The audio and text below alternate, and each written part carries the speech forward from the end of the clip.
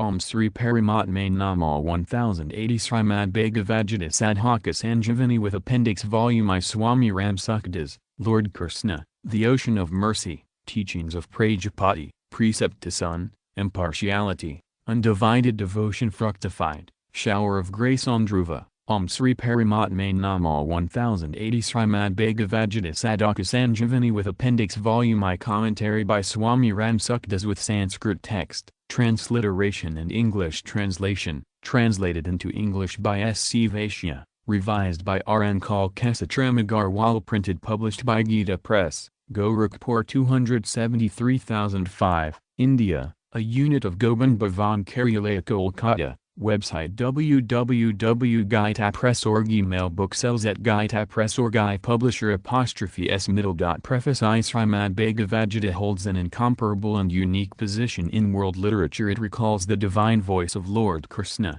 through which many of his mysteries and inner secrets are revealed, and communicating these for the benefit of mankind. The Lord has invoked Arjuna, as an interlocutor or questioner. The small book, full of the Lord's extraordinary thoughts and views from the very heart, was never excelled in the past, nor would ever be in the future. Our revered Param Shri Swami Ramsukhdasji has delved deep into the bottomless depths of this profound scripture and extracted invaluable gems, which in his magnanimity, he has through his commentary in Hindi, called Sadhak Sanjeevini, offered for the benefit and spiritual advancement of aspirants. It is obvious that this commentary is singularly different and distinctive, in many respects, from other publications. Though we claim no far-reaching study of other critiques and annotations, yet we are struck by new interpretations, new meanings and new revelations in this commentary, arising from many verses, etc. We are confident that with an in-depth study of the commentary,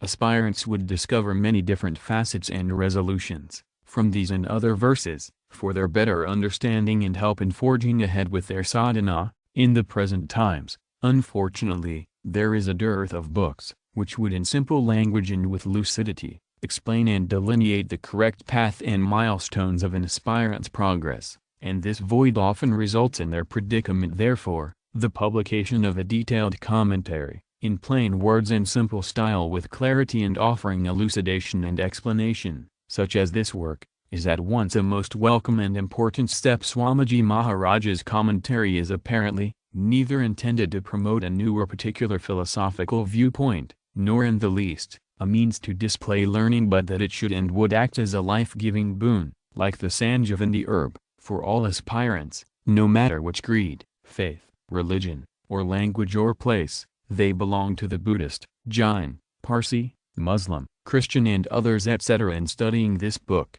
would discover in it a basis for their advancement, in accordance with and supportive of the tenets of their individual faiths or religions, and they would find enough material in this book to help achieve their spiritual goals, to gain spiritual bliss. We humbly urge aspirants to study the commentary deeply and sincerely, understand the writing and endeavor to put into practice the contents, for their own forward progress in the world. Gorakhpur. Publisher Sri Gita Jayanti, 1988. I preface to the first revised edition Srimad Bhagavad Gita Sadhak Sanjeevini with commentary by Param Shri Ramsukhdasji Maharaj in its English version has, on all hands, been an outstanding and much appreciated exposition of the divine and immortal work. It has been reprinted before and is now ready for another printing. Time was, therefore, opportune for a revision of this masterly analytical and exhaustive commentary, so that, if necessary, clarify and amplify comments in order to enhance its understanding and gainful usefulness. The result may be called a revision or a mere new work. It is a revision, inasmuch it retains the basic concept,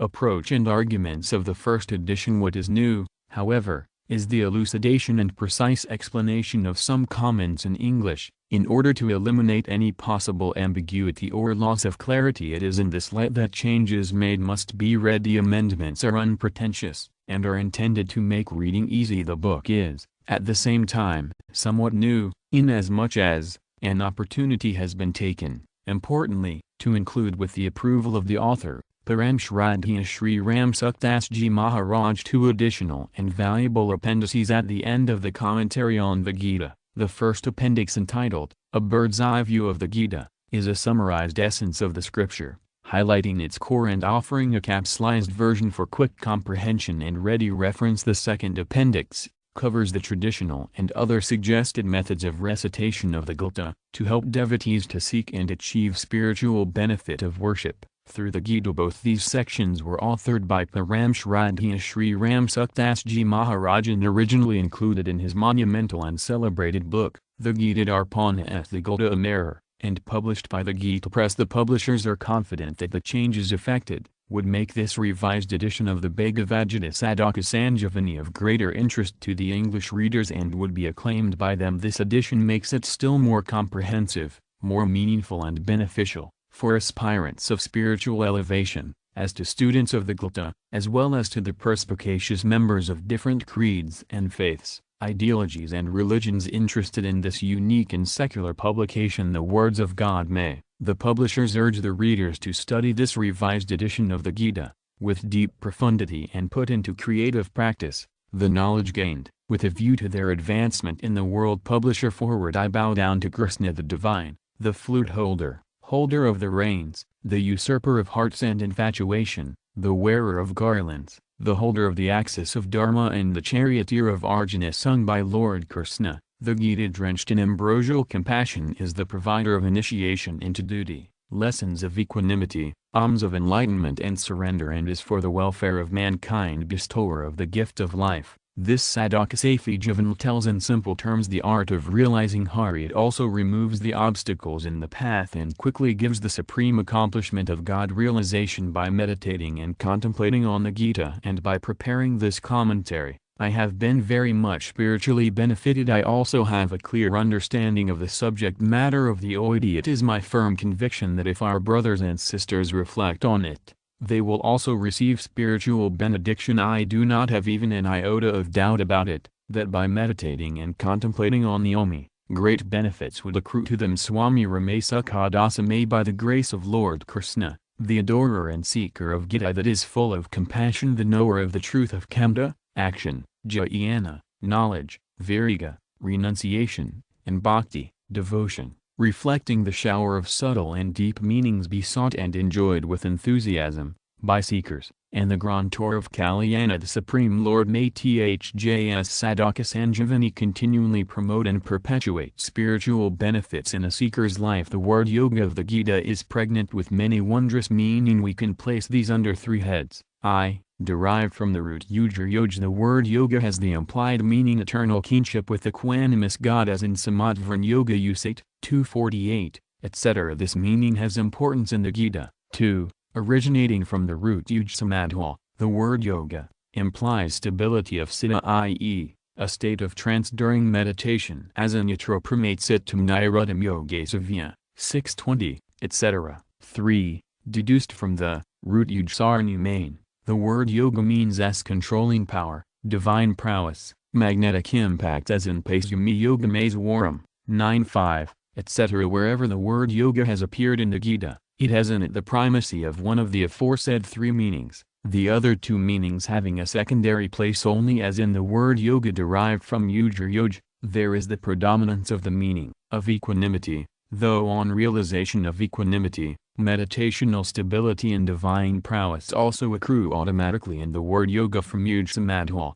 there is the supremacy of transcendental stability, but on achievement of this state, equanimity and prowess follow automatically. In the word yoga from yuj samyamane, there is the dominance of divine prowess and majesty, but on realization of this prowess, equanimity and stability also follow suit on their own. Thus the word yoga of the Gita has very pervasive and profound meanings: the power of creation, preservation and destruction, etc., of the entire universe, which belongs only to God. That power the yogi does not acquire. Jagat Vyapravarjam, Brahma Sutra 4.4.17. The power which a yogi gains enables him to conquer nature, Gita 5.19, meaning that no amount of favorable or unfavorable circumstances can in any way affect him. In the Yoga Darsana of sage Patanjali, the word yoga is the name given to the control of cittavrittis, mental tendencies and mind stuff, from taking various forms. 1-2, and the effect of that yoga has been pointed out,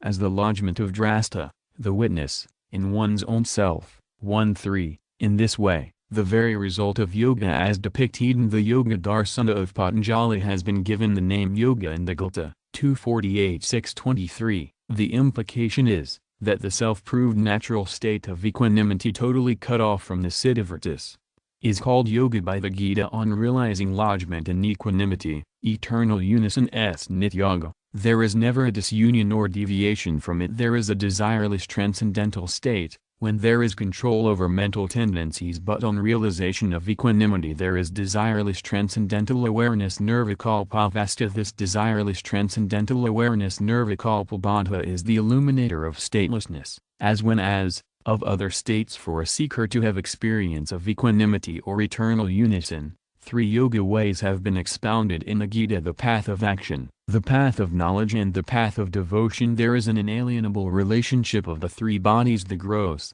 the subtle and the causal, with the world. To employ these 3 in the service of others is the path of action, the realization of one's identity and lodgment within one's own self. After dissociating from these, it is the path of knowledge, and surrendering oneself to God is the path of devotion. In order to accomplish these yogas, and attain one's salvation, man is endowed with 3 powers: I, power to act, strength; 2, power to know, knowledge; and 3, power to believe, faith. The power to act is for rendering service to the world selflessly, that is karmaga. The power to know is meant for self-realization, that is jnanaga. And the power to believe is glory of Gita. Unfathomable and illimitable is the glory of Srimad Bhagavad Gita. This holy book, the Bhagavad Gita, is counted among the scriptural trio, the Prasthanatriya. The 3 royal ways of welfare of mankind are known by the name of Prasthanatriya. One is the Vedic Prasthana called the Upanishad, the second is metaphysical or philosophical Prasthana called the Brahmasutra, and the third is Smarta Prasthana, called the Bhagavad Gita. There are mantras, mystical rubrics, in the Upanishads, sutras, aphorisms, in the Brahmasutra, and shlokas, verses, in the Bhagavad Gita. Though the Bhagavad Gita has only shlokas, yet these, being the very voice of God, are verily mantras pregnant, as the shlokas are with meaning and import of great profundity. These can be called sutras also. The Upanishads are of use and value for the deserving only, and the Brahmasutras are of use and importance for men of erudition and learning, but the Bhagavad Gita is for one and all. The Bhagavad Gita is a most unusual and many-faceted scripture. It contains highly useful and detailed material for a seeker,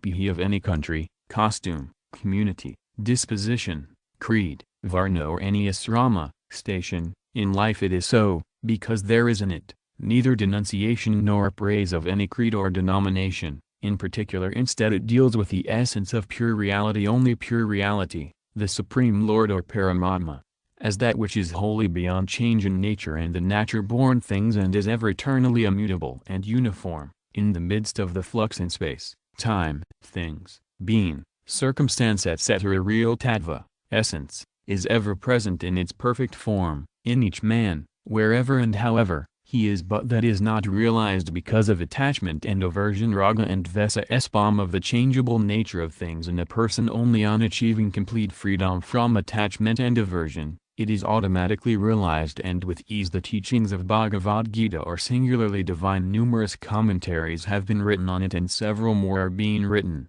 yet new and fresh ideas continue to surge in the hearts and minds of saints, seers and sages of wisdom. However much thought may be given to this profound song celestial, the meaning and deeper implications thereof, none can fathom in their entirety. The deeper they delve into it, the more profound the meanings are to be found therein. When the range of the emotions of a learned person is not easily judged, how can then the magnitude of emotions encased in the words of God, whose forms and names are infinite, be ever assumed? There is such a uniqueness in this small-sized work, that a real seeker of one's salvation, kalyana, irrespective of varna, asrama, nationality, creed, belief, etc., is at once attracted by the mere study of this treatise. If a man reads and grasps, even a little, from this sacred book, several satisfying disciplines or ways become available to him for his life's fulfillment. Different authorities exist for the study of respective systems of philosophy, but the unique significance of the Gita is that all the seekers of salvation are eligible for its study. In explaining different disciplines, sadhana, and in communicating the meanings in detail. No hesitation was felt in repeating matters about each discipline in the Bhagavad Gita, and yet its size has not increased unduly. No single holy book of wisdom exists, which expounds the full import of reality with such precision and prolification. A man with intense yearning for his Kalyana goal can realize Godhead, the supreme truth, into totally surrender to God, after regarding God as one's own and one's own self, as God's. This is Bhakti-yoga. He, in whom interest to act dominates, is qualified to adopt the path of action. He, in whom inquisitiveness for self-realization dominates, is eligible and qualified for the path of knowledge. He, in whom faith and belief in God dominates, is qualified for the path of devotion. All these three yoga paths are independent means of God realization. All other means are also implicit in these three paths. The main object of all the paths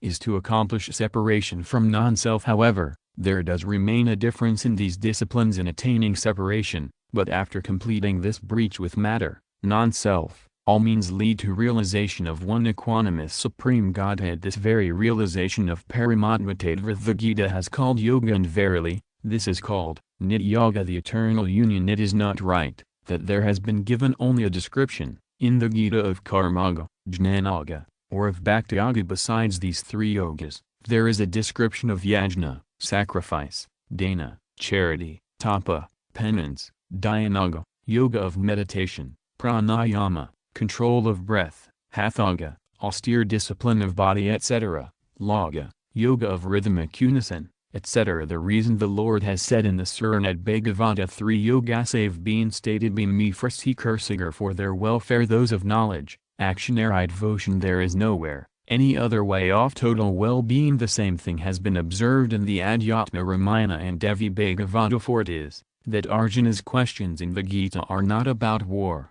but really about salvation. Lord Krishna's purpose in discoursing this Gita was not the conduct of war. Arjuna definitely wanted his salvation. 2,73251. Therefore, as many means of his welfare, which have been reflected in the scriptures, have been with precision detailed in the Gita, keeping in view all those means, the Gita is specially held in high esteem. The reason being that a seeker might belong to any belief, creed, or doctrine, but one's salvation is indeed dear and open to all two disciplines of seeking. In a jiva, being, there is an amsa, element, of the conscious God and an amsa of the inert nature, prakriti. By the dominant soft conscious part one seeks God, and by the dominance of the inert part, he desires the world. Between these two, the yearning for God could be satisfied, but the desires of the world are never fulfilled. Some worldly desires seemingly fulfilled are never satiated, but owing to worldly attachment, ever new desires arise. In fact,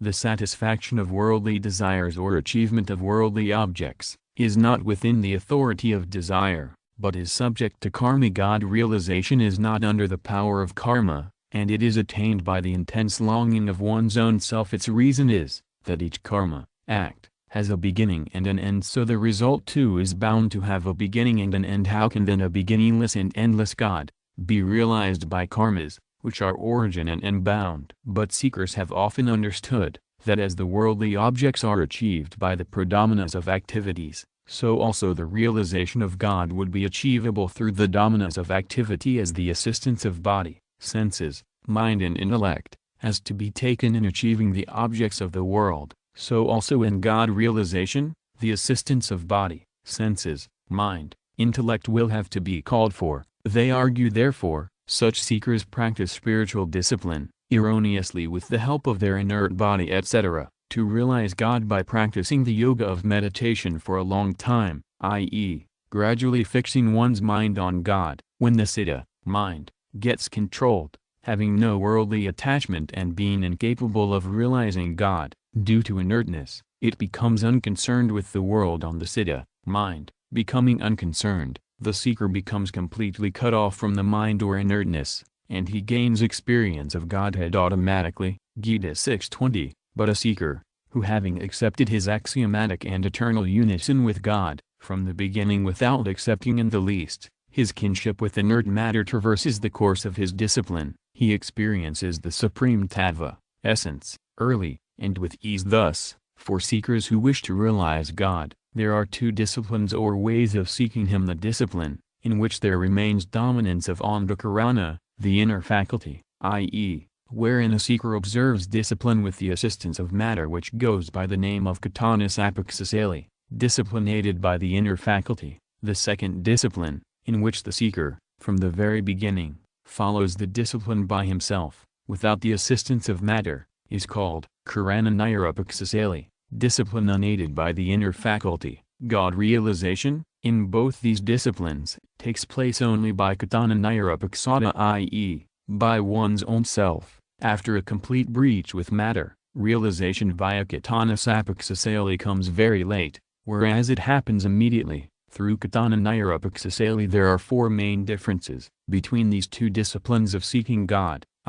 Assistance of matter, body, senses, mind, intellect, has to be taken in the karana sapaksasali, but no such assistance is necessary in the karana nirapaksasali. Instead, the middle assumed relationship with matter is to be sundered or broken up. 2. There is creation of a new state of mind in the karana sapaksasali, but there is realization after breach middle with all states of mind in the karana nirapaksasali. 3. There is, in the discipline aided by the instrument, karana sapaksasali, an acquisition of occult powers, siddhis, but in the discipline unaided by the instrument, karana nirapaksasali, there is a direct and intuitive experience of reality, on severance of relationship with matter. 4. God realization, in the discipline aided by the inner faculty, is never immediate, but in the discipline unaided by the instrument, God realization, siddha, is immediate, as soon as a breach with matter is complete,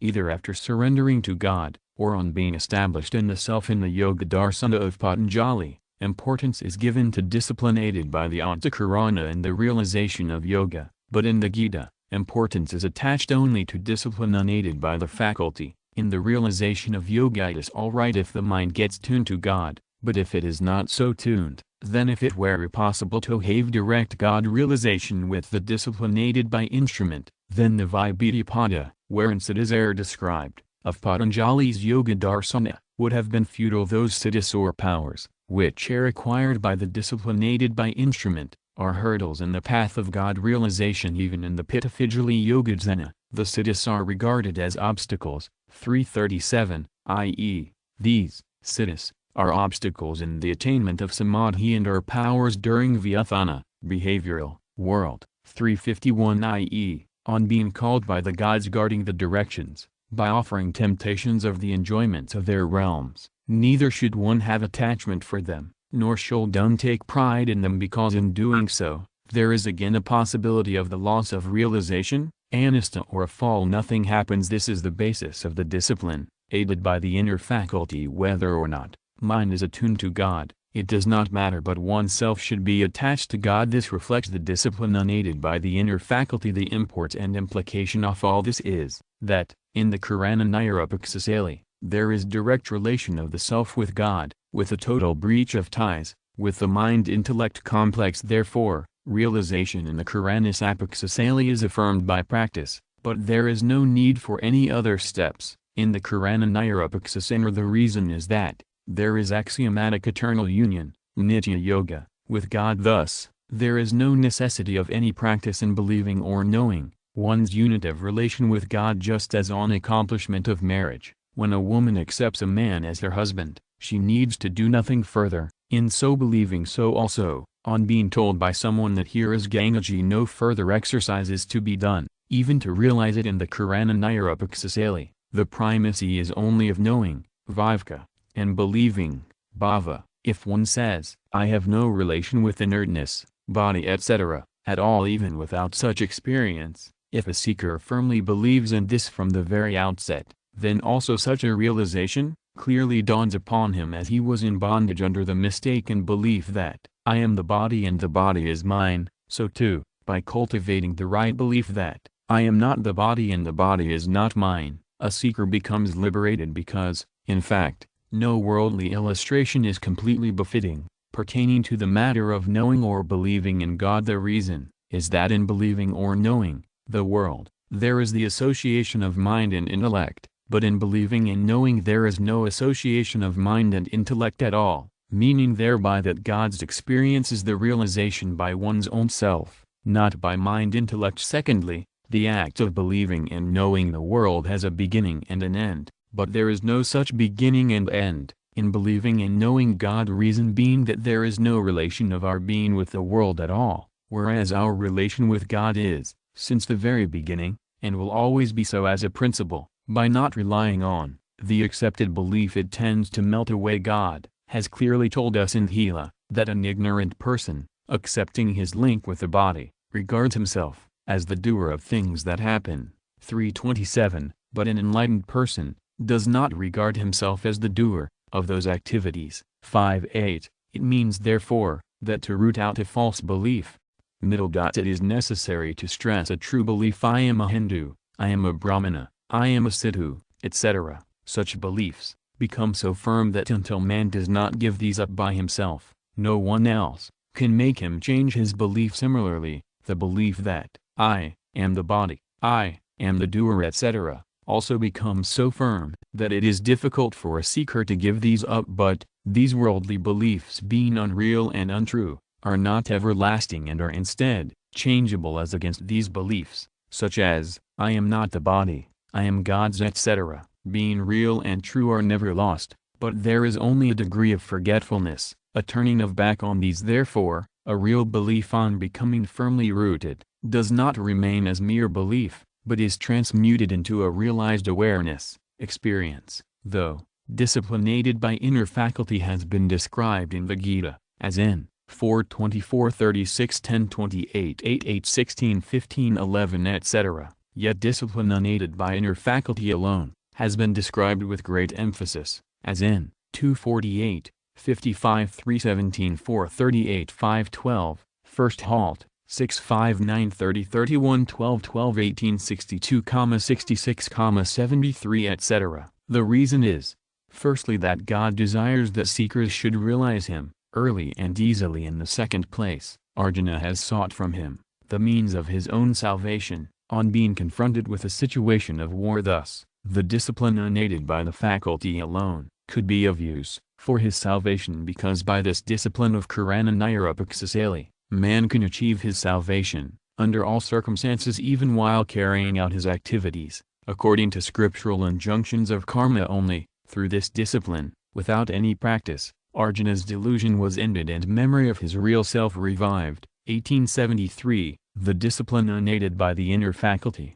is useful for all in equal measure, because there is no necessity for any special ability, condition, etc. in this discipline. By developing an intense desire for God realization, and immediate separation from matter being accomplished, the eternal God is realized, just as many years' darkness might be eliminated by merely kindling a candle, so also a very old relationship with matter, of countless births, there might be, is cut off by a strong and keen yearning for God realization. Therefore, this intense yearning is a much higher state than even samadhi, a state of meditative poise born of Karanasapaksata. There is even a deviation from the highest state of nirvikalpa samadhi into routine behavior, as with a beginning and an end of samadhi also. So long as there is a beginning and an end, there exists an affinity for matter. On renunciating the tie with matter, then seeking spiritual discipline with the beginning and no end instead, there arises the realization of an eternal union with God. In reality,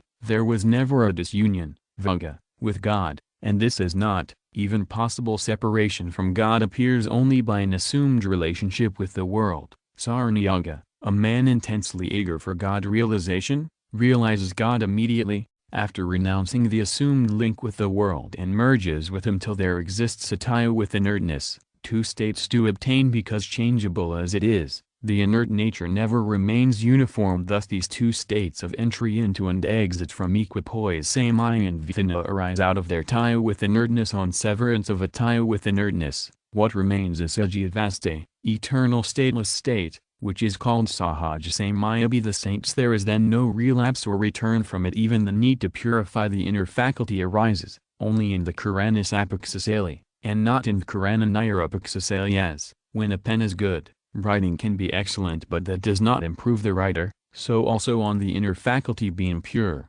Activities could be pure but not the mind of the doer. The doer becomes pure on a breach of the tie with the inner faculty, because the very belief in one's kinship with this is the root of impurity. Axiomatic is jivas, the beings, eternal union, yoga, with the ever-available, nitya prapta, God. Thus there is no need for any instrument for his realization, only the sight needs to be turned towards that side, as is observed in Sri Ramakairoda Manasa, Sankara Sahajasara Pusaranhara, 158-4, meaning, Lord Sankara contemplated on the nature of his own self, turned his looks into himself. A thing looked at, is perceived by us, only by turning the gaze to it, and it becomes known to be there in the same way, by simply discerning it. Nitya yoga is experienced but, on account of desire, expectation and enjoyment of worldly pleasures, a great difficulty is felt in turning our sight or attention towards it, and in realizing it till the mind remains tied to the acquisition and enjoyment of worldly objects.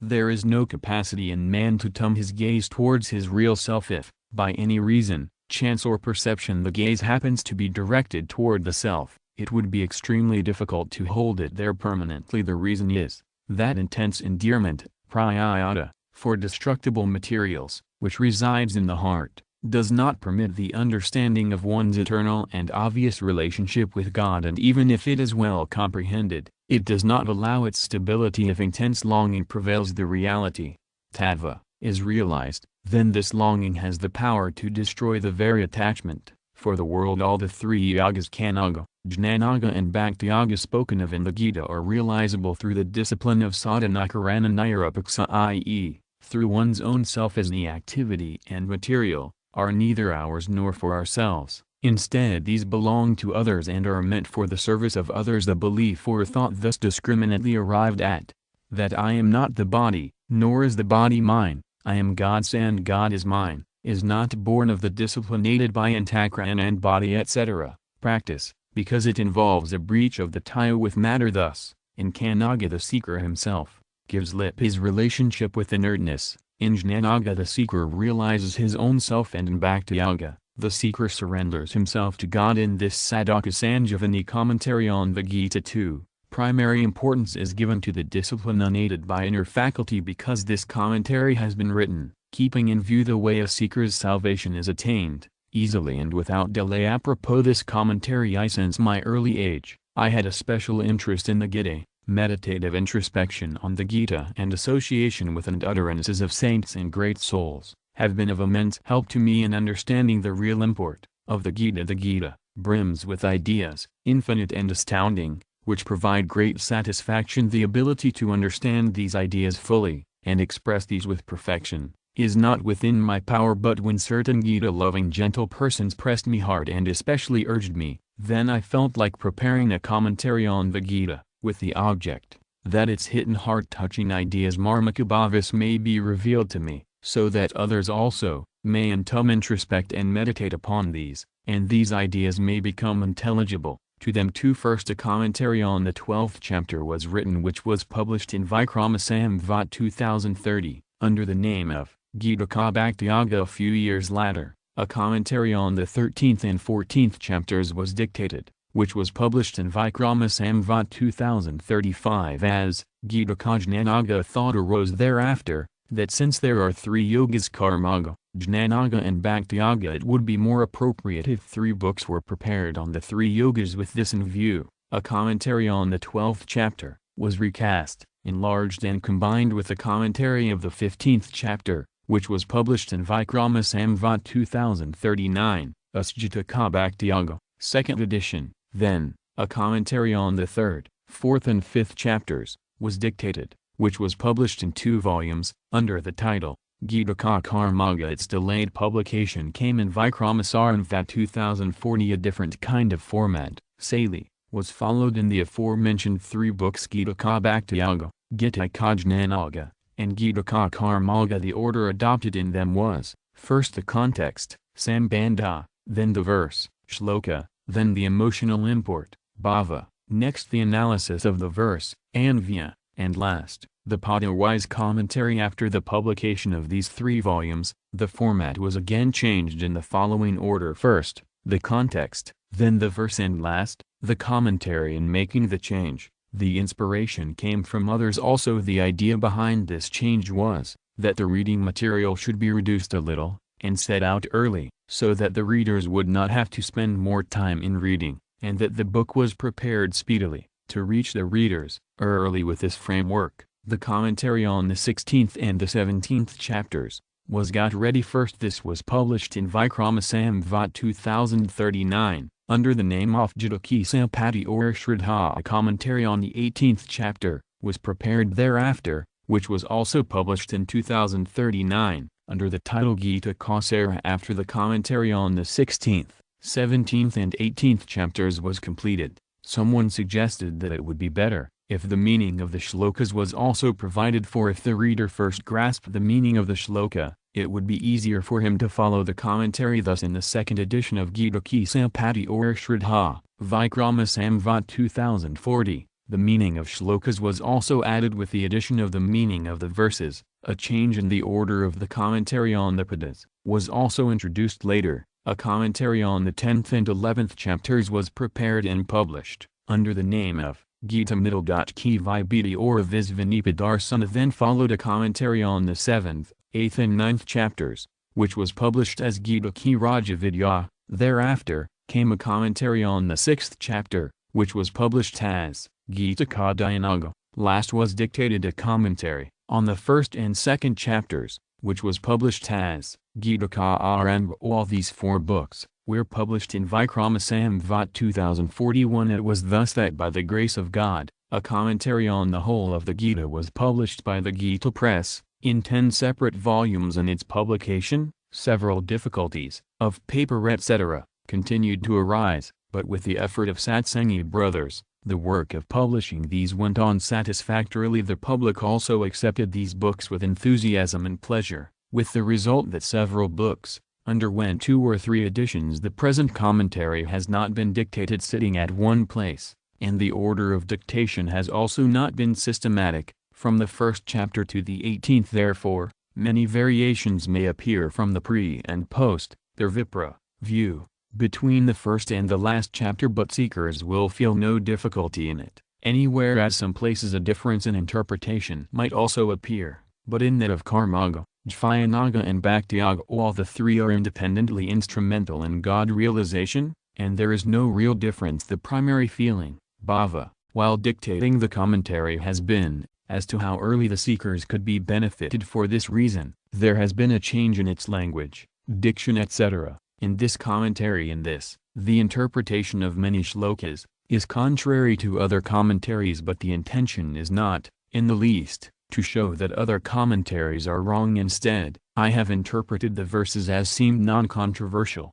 apt, corresponding to the context, rational, viable, satisfying and dear to me. There has never been my intention of anyone's refutation or confirmation. The meaning of Srimad Bhagavad Gita is very profound by its reading, its teaching, introspection, meditation, and contemplation. Unique, strange and ever new ideas and emotions continue to arise, whereby the mind and intellect, being thrilled, become contented. While dictating this commentary, whenever the mood to capture these emotions arose, a strange flood of thought used to overwhelm me, as to how and which of the ideas should I relate, and I used to find myself at bay, in this regard. Yet with the help of my associates, and respect-worthy friends, and at their behest and persuasion, I could dictate something. They used to write down those ideas, and, after a revision, these were briefly published in the form of books. Thereafter, whenever there arose occasions to scan through these books, several discrepancies seemed to have crept into them,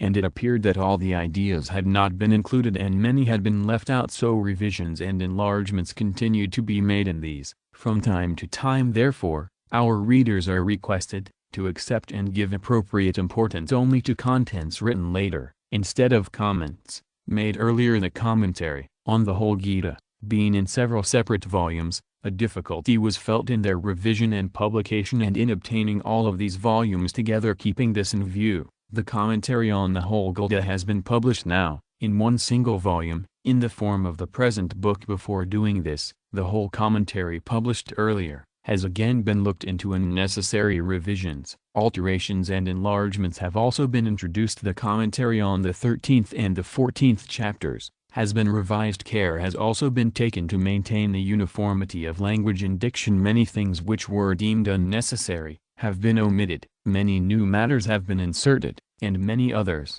have been shifted from one place to an appropriate place elsewhere. Matters which had been variously repeated have also been omitted, as far as possible, though not completely. Repetition deserving special attention and considered useful for seekers has not been omitted. Several shortcomings are still possible in this work, for which I seek the reader's pardon. With folded hands, readers are also requested to kindly intimate any mistakes they may come across. This will facilitate rectification. In future editions, a compendium of research articles, of new and novel themes, pertaining to the Gita has been prepared separately and published under the title, Gitadarpana Contents II. Publishers Preface 3.2 Preface to First Revised Edition V3 Forward by Swami Ramsukhdasji 7.4 Glory of Gita and Introduction by Swami Ramsukhdasji 9 Verse No Topic Page No I First Chapter 1 Arjuna Vasada, Dejection, Yoga 111 A description of the names of the chief great charioteers of the Pandava and the Kaurava Ani 221,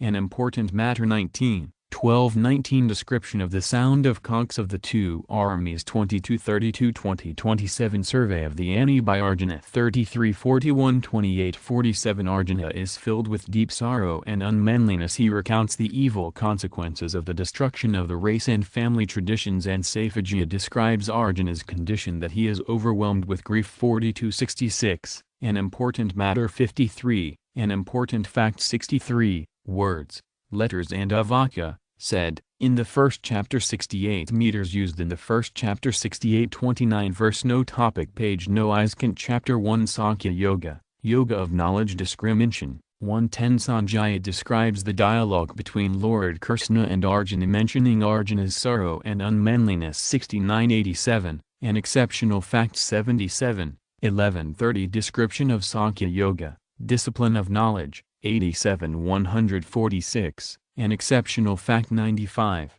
a special word middle. 106, a vital fact 109 an exceptional fact 117 something noteworthy 126, 131 related and noteworthy 142, 31-38 propriety of fighting a righteous war for a Kshatriya, member of the warrior class, 146-157. Something noteworthy regarding this section 154, 39-53 Description of the discipline of action 157-200, something noteworthy about equanimity 163 something noteworthy 171 a vital fact 178 something noteworthy about intellect and equanimity 184, 54-72 Description of the marks etc., of the stable in mind 200-244. Something remarkable 222 How to get rid of egoism and a sense of mind 235 Something noteworthy 241 Words, letters and avakya, said, in the second chapter 244 meters used in second chapter 245 The third chapter 1 Kana, Action, Yoga 1-8 Necessity of the performance of duty, being verse No topic page No free from attachment from the viewpoint of the discipline of knowledge and action 249-276, something remarkable 254 A vital fact 258 Something noteworthy 263 A vital fact pertaining to spiritual discipline 275, 919 Necessity of the performance of duty for the sake of sacrifice and for maintaining the tradition of the cycle of creation 277 323, a vital fact 280 A vital fact pertaining to duty and right 287 An important fact pertaining to duty 292 A vital fact 311 An important fact 313 Something noteworthy 317 A vital fact 322 2029 Necessity of the performance of duty to set examples for others 323-358, a vital fact pertaining to God realization 324 An important fact 330, 338, 346, 347, 355 Something noteworthy. 341 How to know this truth. 351 A vital fact pertaining to nature and spirit. 353 3035 Inspiration for the performance of one's own duty, being free from attachment and aversion. 358 399 An important fact pertaining to surrender. 360 An important fact pertaining to desire. 362 An important fact. 364 Means of overcoming attachment and aversion. 380 A vital fact pertaining to service. 385 A vital fact. 394 A vital fact pertaining to one's duty and the duty of others. 396 3643 Inspiration to kill desire, the root of sins. 435 An important fact pertaining to desire. 403 An important fact. 407 412 417 A vital fact. 426,430 Verse No topic page No words, letters and avaka, said, in the third chapter. 435 meters used in the third chapter. 436 I fourth chapter middle. 1 Karma Sannyasa, knowledge, action. Jnana, renunciation. Yoga 115 Tradition of the discipline of action and divine character of births and actions of God. 438 503 An important fact. 442 A vital fact. 453 A special fact. 463 An important fact pertaining to incarnation. 466 A vital fact. 480 An important fact. 490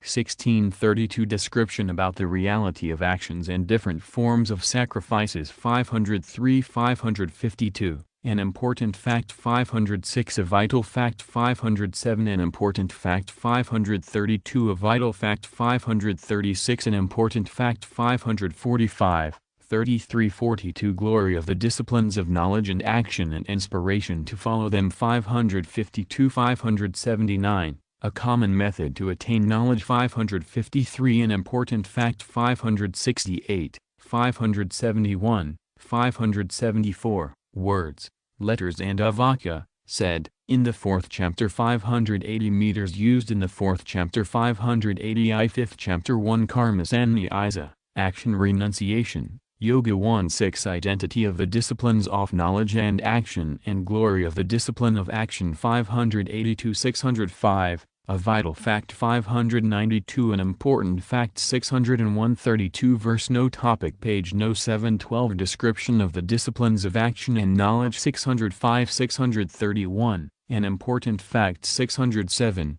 615 A vital fact. 628 1326 The discipline of knowledge with its fruits. 631-675 An important fact pertaining to equanimity. 647 2729 Description of meditation and devotion. 675-683 Words, letters and avaka, said, in the fifth chapter. 683 meters used in the fifth chapter. 684 Sixth chapter. 1 Alma Samyama, self-control, meditation. Yoga 1-4 The discipline of action and marks of the man who has attained Eto Yoga, equanimity. 685-701 An exceptional fact. 688 Methods to renounce all thoughts of the world. 699 59 Inspiration for redeeming the self and the marks of a God-realized soul. 700-717 An exceptional fact about God realization. 703 How to remain calm in honor and dishonor. 711 An exceptional fact. 715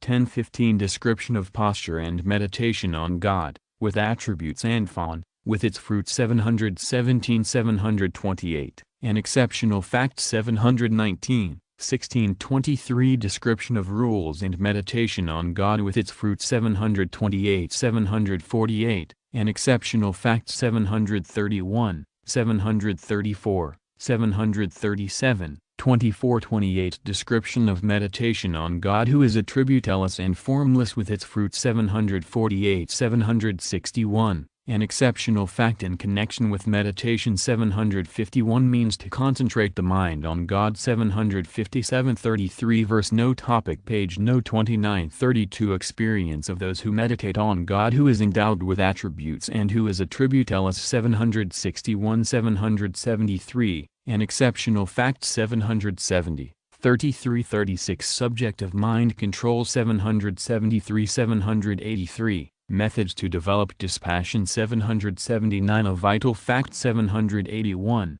37-47 Destiny of the man who has fallen from yoga and glory of the man of exclusive devotion 783-809 An exceptional fact 786 793 797 A vital fact 801 An exceptional fact 806 Words, letters and avaka, said, in the 6th chapter 809 meters used in the 6th chapter 810 I 7th chapter 1 Jnana Vijnana, knowledge realization, Yoga 1-7 The Lord promises to describe his integral being and explains that all beings are born by the union of the two higher and lower natures while he is the root cause of all of them 811-850 An exceptional fact 814 Synonyms of Saranagati, surrender, 815 An exceptional fact pertaining to knowledge, wisdom, and real knowledge of manifest divinity 819 An exceptional fact 835 812 God's manifestations in the form of cause 850-869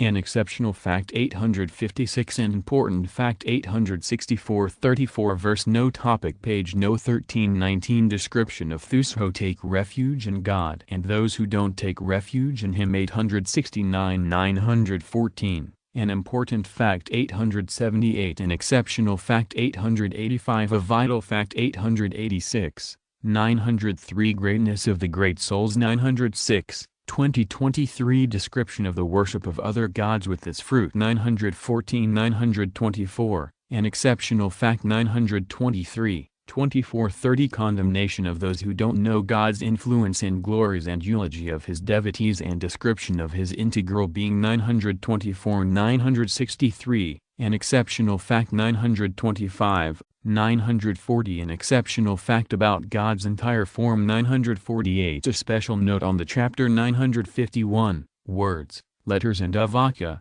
said, in the 7th chapter 963 meters used in the 7th chapter 964 8th chapter Ahara Brahma, knowledge of imperishable Brahma, Yoga 1-7 Arjuna puts 7 questions, the Lord answers them and exhorts him to think of him at all times 965-987 An important fact 972, 978, 980 Some important facts about remembrance 984, 816 Description of worship of God who is with attributes and formless attributeless and formless and with attributes and form with fruit 987, 1007 An exceptional fact 1002, 1006 An important fact 1004, page no 1034 1035-35 Verse no topic 1722 Description of the duration of cosmic day and night and the glory of God and devotion 1008, 1021 An exceptional fact 1019, 2328 Description of bright and dark paths and glory of the yogi who knows them 1021, 1033 An exceptional fact 1027, Words, Letters and Avaka, said, in the 8th chapter meters used in the 8th chapter 2 Sri Hari 2 1st chapter 1 Introduction After the expiry of 12 years of exile and residing in an unknown place for 1 year, the Pandavas demanded half of their kingdom from Duryodhana, as was his promise but he refused to give even as much land as could be covered by the point of a needle. Without waging war the Kavas sought permission from their mother Kunti, and accepted the challenge of a war. After this decision, both the Kauravas and the Pandavas began preparation for it. Sage Vedavyasa had great affection for Dhritarashtra, the blind king of Hastinapura. Due to his affection, he said to Dhritarashtra, war and massacre of the Kshatriyas is inevitable. If you want to see the scene of the battlefield, I can endow you with divine sight so as to enable you to see scene of war. From the place you are sitting, Dhritarashtra said, I have been blind all my life. Now one don't want to see the slaughter of my own kith and kin but one want to hear the details of the war. Then sage Vyasa said, one endow Sanjaya with this divine sight by which he will know, hear and see, not only the incidents of the battlefield but also the ideas, in the minds of the warriors and will narrate these to you. Saying so, sage Vyasa endowed Sanjaya with divine vision. The battle started on the battlefield of Kurukshetra at the appointed hour. Sanjaya stayed in the battlefield, For 10 days when Bhisma, being badly wounded with arrows, fell off the chariot, Sanjaya conveyed the message to Dhritarashtra, who at that time was in Hastinapura. Hearing this news, Dhritarashtra was filled with great sorrow and started to cry. Then he asked Sanjaya to narrate to him all the details of the war up to the 24th chapter of the Bhisma Parva section. Sanjaya narrated the incidents of the war at the beginning of the 25th chapter. Dhritarashtra asks Sanjaya, in the Mahabharata there are 18 sections. In those sections there are several subsections. In the Bhisma section there is this Bhagavad, a subsection which begins with the 13th chapter of the Bhisma section and ends with the 42nd chapter. Dhritarashtra of Aka. Dhritarashtra said, O Sanjaya, assembled at the holy field of Kurukshetra, eager to fight, what did my sons and the sons of Pandu do? I comment Dharmakstar. Kurukshetra. In Kurukshetra the gods performed holy sacrifice. King Kuru also performed penance there, thus being saturated with a spiritual atmosphere. The field of Kurukshetra has been called the field of righteousness, Dharmakstra. Hereby the word Kshetra and Dharmakstra and Kurukshetra. Dhritarashtra means to say that this is the land of the Kurus. This is not merely a battlefield, but a land of pilgrimage, in which human beings by performing holy actions can attain benediction in this life. Therefore, by consulting noble persons, this land has been chosen, for both mundane and ultra-mundane benefits in this world generally. There are 3 root causes of disputes, viz., land, wealth and woman. Out of these 3, the kings primarily fight for land. Hence, there is the significance of the name Kurukshetra here. In the Kuru family the sons of Dhritarashtra, as well as those of Pandu, are included. Therefore, both of them have an equal claim over the land of Kuru. But within the dialogue between Vasumpyana and Janamja there is the dialogue between Dhritarashtra and Sanjaya, and within the dialogue between Dhritarashtra and Sanjaya there is the dialogue between Sri Krishna and Arjuna. Sanjaya was born of Gavagana, he possessed knowledge and righteousness like sages. He was Dhritarashtra's minister. Mahabharata Adi 63-97. The Kauravas refused to give the Pandavas their share of land, so war between them becomes inevitable. Though the word Kurukshetra is fair and justified, because the land belongs to both the cousin groups, yet Indian culture is so unique that righteousness is given top priority in it. Therefore, even an action such as war is performed on the field of righteousness, a land of pilgrimage, so that the warriors may attain salvation. Therefore, the word Dharmakstra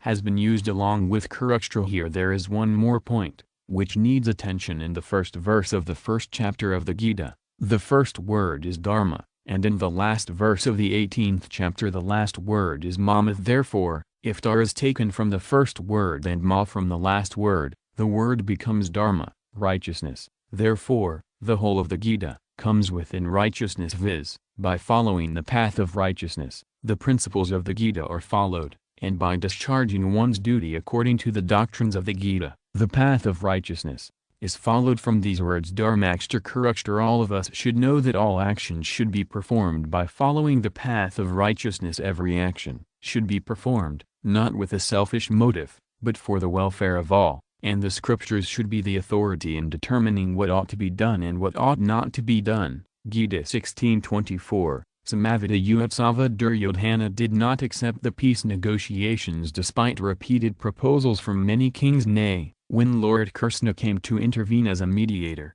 Duryodhana bluntly refused to part with even as much land as could be covered by the point of a needle, without waging a war. Mahabharata, Adhyaga 127-25. Thus, Pandavas had no alternative but to fight. Thus the two groups assembled to fight for their rights. Though the two groups assembled to fight, yet Duryodhana had a keener desire for war, in order to usurp the kingdom by fair means or foul, just means or unjust, viz., by hook or crook. Thus his side was very keen to wage a war. The Pandavas had the virtue of righteousness on their side. For the sake of justice, they were prepared to face any hardship, knowing the deadly consequences of a war. Yudhisthira did not want to indulge in it, but, as by obeying their mother, the 5 Pandavas had married Draupadi, Yudhisthira, by obeying his mother, became willing to fight. Thus, Duryodhana and the members of his group were eager to fight for usurping the kingdom, while the Pandavas were compelled to fight for righteousness. Mamakalti Fool Javaskava. The Fuwankavas regarded Dhritarashtra, being the elder brother of their father, as their father and obeyed his order. whether it was just or unjust. Therefore, here the word Mamaka includes both the Kauravas and the Pandavas, but the word Pandava has been mentioned separately, because Dhritarashtra was not fair and just to the Pandavas. He was not impartial, he had partiality for his sons, so the word Mamaka has been used for his sons, while Pandava has been used for the Kunti. The mother of the 5 Pandavas was very forbearing. She had a unique personality. She did not desire worldly pleasures and kingdom. She asked Lord Krishna to grant her the boon of adversity, but there were 2 things which always pinched her. The first of them was that villains such as Duryodhana etc. wanted to make her beloved daughter-in-law naked in the assembly. This insulting, hateful and inhuman behavior pained her very much. Secondly, when Lord Krishna on behalf of the Pandavas went to Hastinapura with a proposal of conciliation, Duryodhana, Dusasana, Kama and Sakuni etc. wanted to arrest him. Hearing this incident, Kunti taught that those villains should be killed, otherwise their increasing sins would lead them to damnation. It was because of these 2 factors that Kunti ordered her sons, the Pandavas, to fight. Though the term Kaurava includes both Duryodhana etc., the sons of Dhritarashtra, as well as Yudhisthira etc., the sons of Pandu, yet in this verse Dhritarashtra has used the term Pandava for Yudhisthira etc., so the term Kaurava stands for Duryodhana etc. Dhritarashtra had a partial outlook because he thought that Duryodhana etc. were his sons, while Yudhisthira etc. were Pandu's sons, so he never checked Duryodhana from committing evil deeds such as poisoning Bhima and throwing him into the water, trying to burn the Plikforavas alive in the house made of lac, gambling with Yudhisthira by foul means, sending an army to the forest to destroy sons of Pandu. Thus, his feelings find expression in his speech. It was because of his partial attitude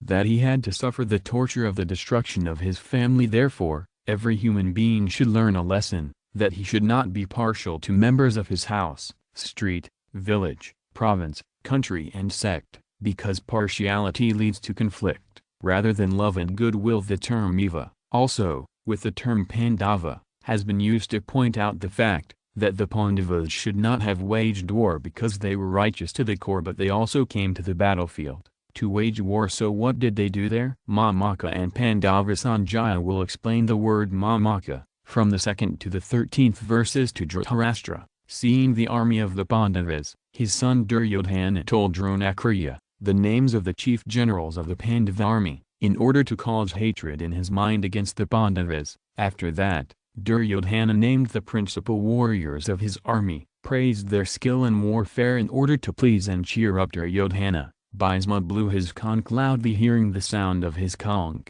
the conchs and trumpets etc. of the Kaurava army blared forth. Then, from the 14th to the 19th verses, Sanjaya explains the word Pandava. As was asked by Dhritarashtra, he says, Krishna, a supporter of the Pandavas, seated in a chariot, blew his conch after him. Arjuna, Bhima, Yudhisthira, Nakula and Sadhva etc. also blew their conchs. The terrible sound of those conchs rent the hearts of the army of Duryodhana. After that, Saifajya, while talking about the Pandavas, starts the dialogue between Sri Krishna and Arjuna, from the 20th verse, the Pandavas and so on. The reason was that Dhritarashtra had the feeling that somehow or the other, if the Pandavas were killed, his sons would rule over the whole empire. Describing Mamaka and Pandavas separately, Sanjaya uses the words Duryodhana 112 and Pandava 114. Krimakarvadakim has 3 meanings: doubt, reproach, blame, and question. The incident of the war cannot be doubted, because after 10 days of fighting, when Bhisma fell off the chariot,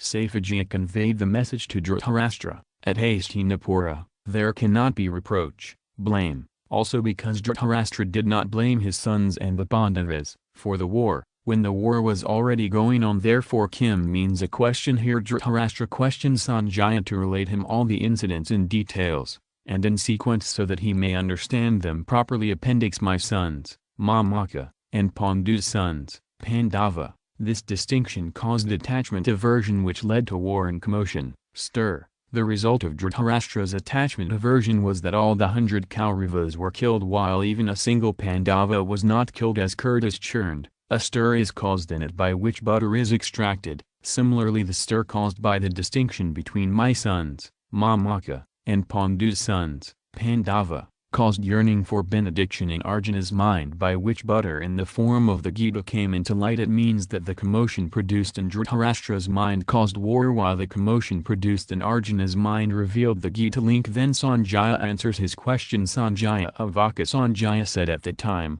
seeing the army of the Pandavas drawn up in battle array, approaching Dronacharya, Prince Duryodhana spoke the following words. To comment Tada means the time when both the armies were arrayed, and Dhritarashtra was very much anxious to hear the account of the battlefield. To Dhritarashtra put the question about his sons and the sons of Pandu. So Saifajiya uses the word to tell Dhritarashtra first about his sons. Dristva Pandavanikam Vedam. It means that the army of the Pandavas was arrayed in good order, viz., the warriors had no difference in their opinion. Righteousness and Lord Krishna were in their favor. Therefore, the Pandavas, though fewer in number, had greater impact seeing their army arrayed. Duryodhana was also influenced, so he, approaching Dronacharya, spoke prudent and serious words. Raja Duryodhana. Duryodhana was called Raja, the king, because Dhritarashtra had the greatest attachment and affection for Duryodhana. Moreover, Duryodhana was the prince. He looked after the affairs of the empire,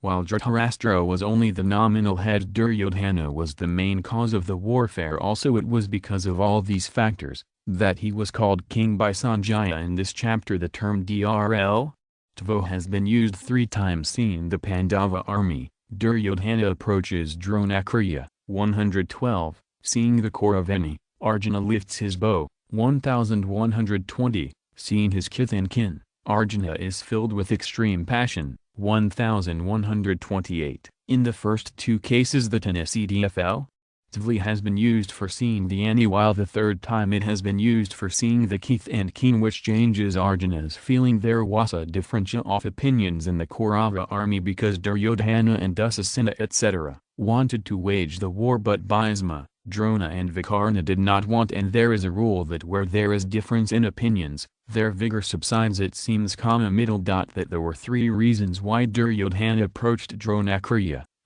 He went for his selfish interest, so that he could arouse ill will in Dronacharya's heart, against the Pandavas, and Dronacharya might be specially partial to his army. 2. It was proper on his part to go to Dronacharya, to express his regard for him, because he was his preceptor. 3. It is very significant for the chief warrior not to leave his position, otherwise the whole order of the army is disturbed. So, it was proper on the part of Duryodhana to go to Dronacharya. Here a question may be raised that Duryodhana should have first of all approached Bhisma, because Bhisma was the commander supreme. Then, why did he approach Dronacharya? The answer is that Drona and Bhisma both loved the Pandavas and the Kauravas, but Drona had special kindness and love for Arjuna. Moreover, Duryodhana had a pupil-preceptor relationship with Drona, but he had no family relationship with him. Therefore, it was proper on his part to go to Drona, to please him in practical life. Also, it is seen that a man for his selfish interest tries to please a person who is not closely related to him,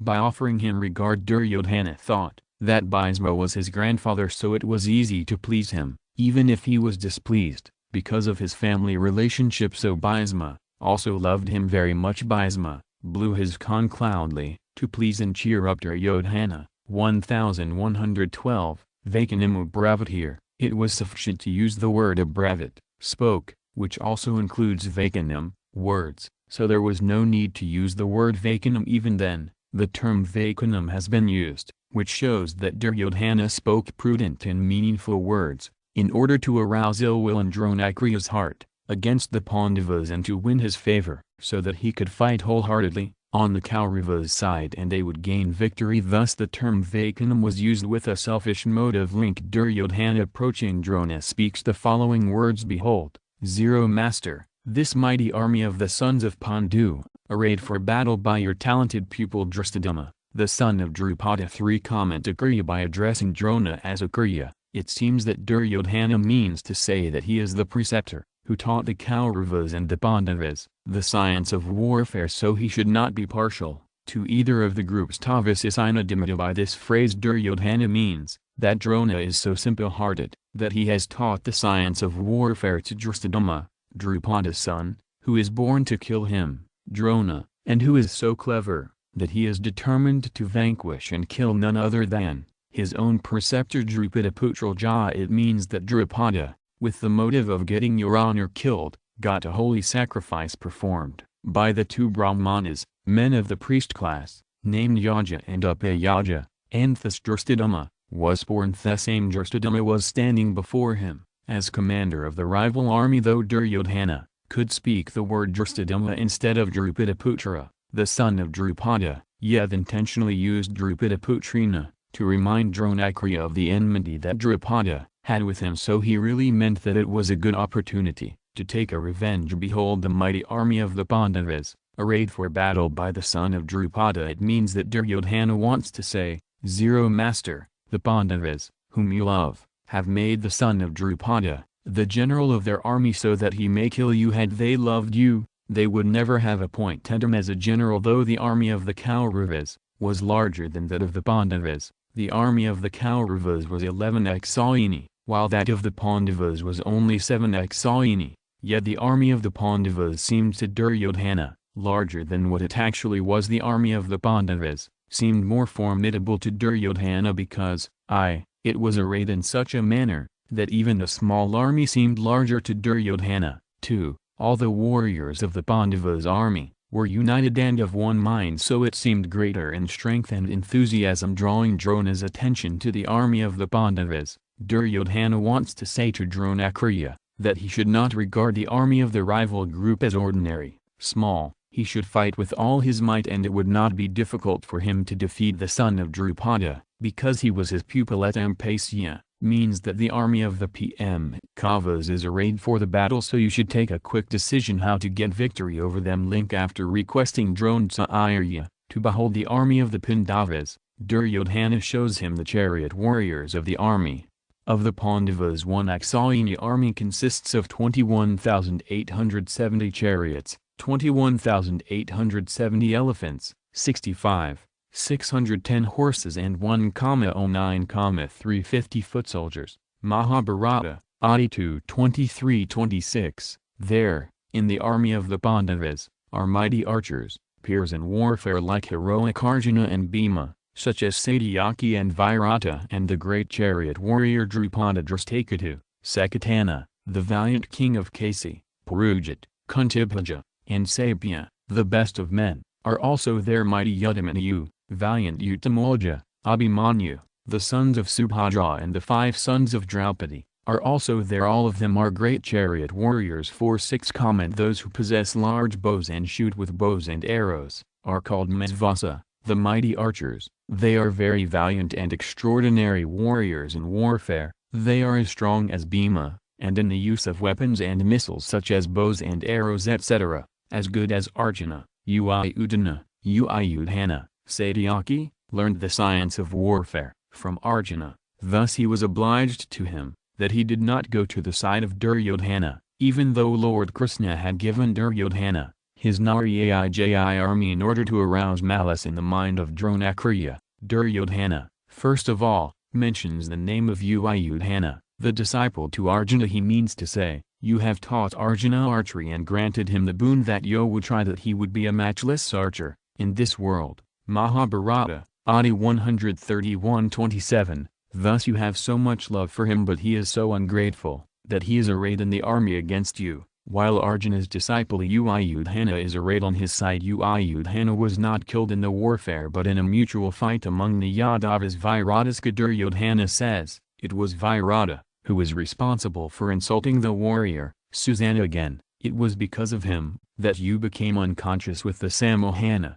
beguiling, weapon, and we had to flee from the battlefield, leaving behind his cows. The same King Virya is opposing you. Dronacharya had no enmity or malice against King Virata, but Duryodhana thinks that if he names Drupada after Uyudhana, Dronacharya may think that Duryodhana is instigating him to fight against the Pandavas, and he is arousing feelings of enmity with them. So Duryodhana names Virya before Drupada, so that Dronacharya may not see through his trick, and may fight bravely. King Virata and his 3 sons, named Uttara, Sveta, Sanka, were killed in the war of Mahabharata. Drupada Skamahero. The Duryodhana says, you reminded Drupada of your old friendship, but he insulted you in the assembly, saying that he was a king and you a beggar, and thus there was no question of any friendship between him and you, and beget a son who would kill you. The same great chariot warrior, named Drupada, is arrayed to fight against you. King Drupada was killed in the warfare by Dronacharya Drashtaketu. How foolish this Drashtaketu is,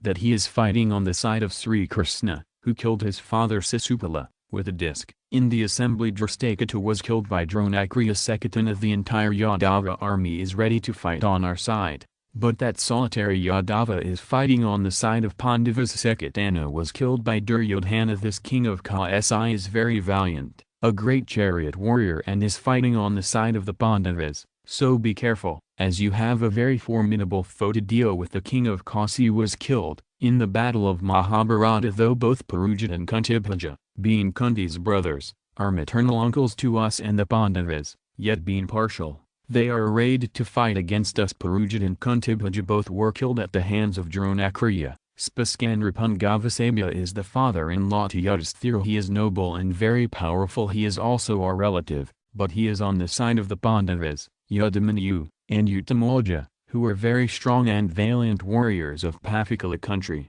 have been assigned the task of protecting the wheels of my enemy Arjuna's chariot, so keep an eye on them. Yudhamanyu and Uttamalja were slain in their sleep by Asvathama. Subhadra, he is Abhimanyu, the son to Krishna's sister named Subhadra. He is very brave. He learned the art of piercing an array of soldiers, standing in the form of a circle, while he was in his mother's womb, so beware of him. Abhimanyu was killed by Dusasana's son, when he unjustly hit him with a mace on the head. Drapada Draupadi gave birth to 5 sons named Prativindya, Sutasomakama, Trutakarma, Satanaka and Srutasena respectively, from Yudhisthira, Bhima, Arjuna, Nakula and Sadhva. Watch her 5 sons carefully. She openly insulted me in the assembly, so avenge that insult by killing her 5 sons. Asvathama killed 5 sons, while the weary sleep at night. Sarva Eva Mahayarodhasi, all of them are great chariot warriors. They are well versed in the scripture and in the use of arms. A great chariot warrior is one who can manage 10,000 archers. There is a large number of such great chariot warriors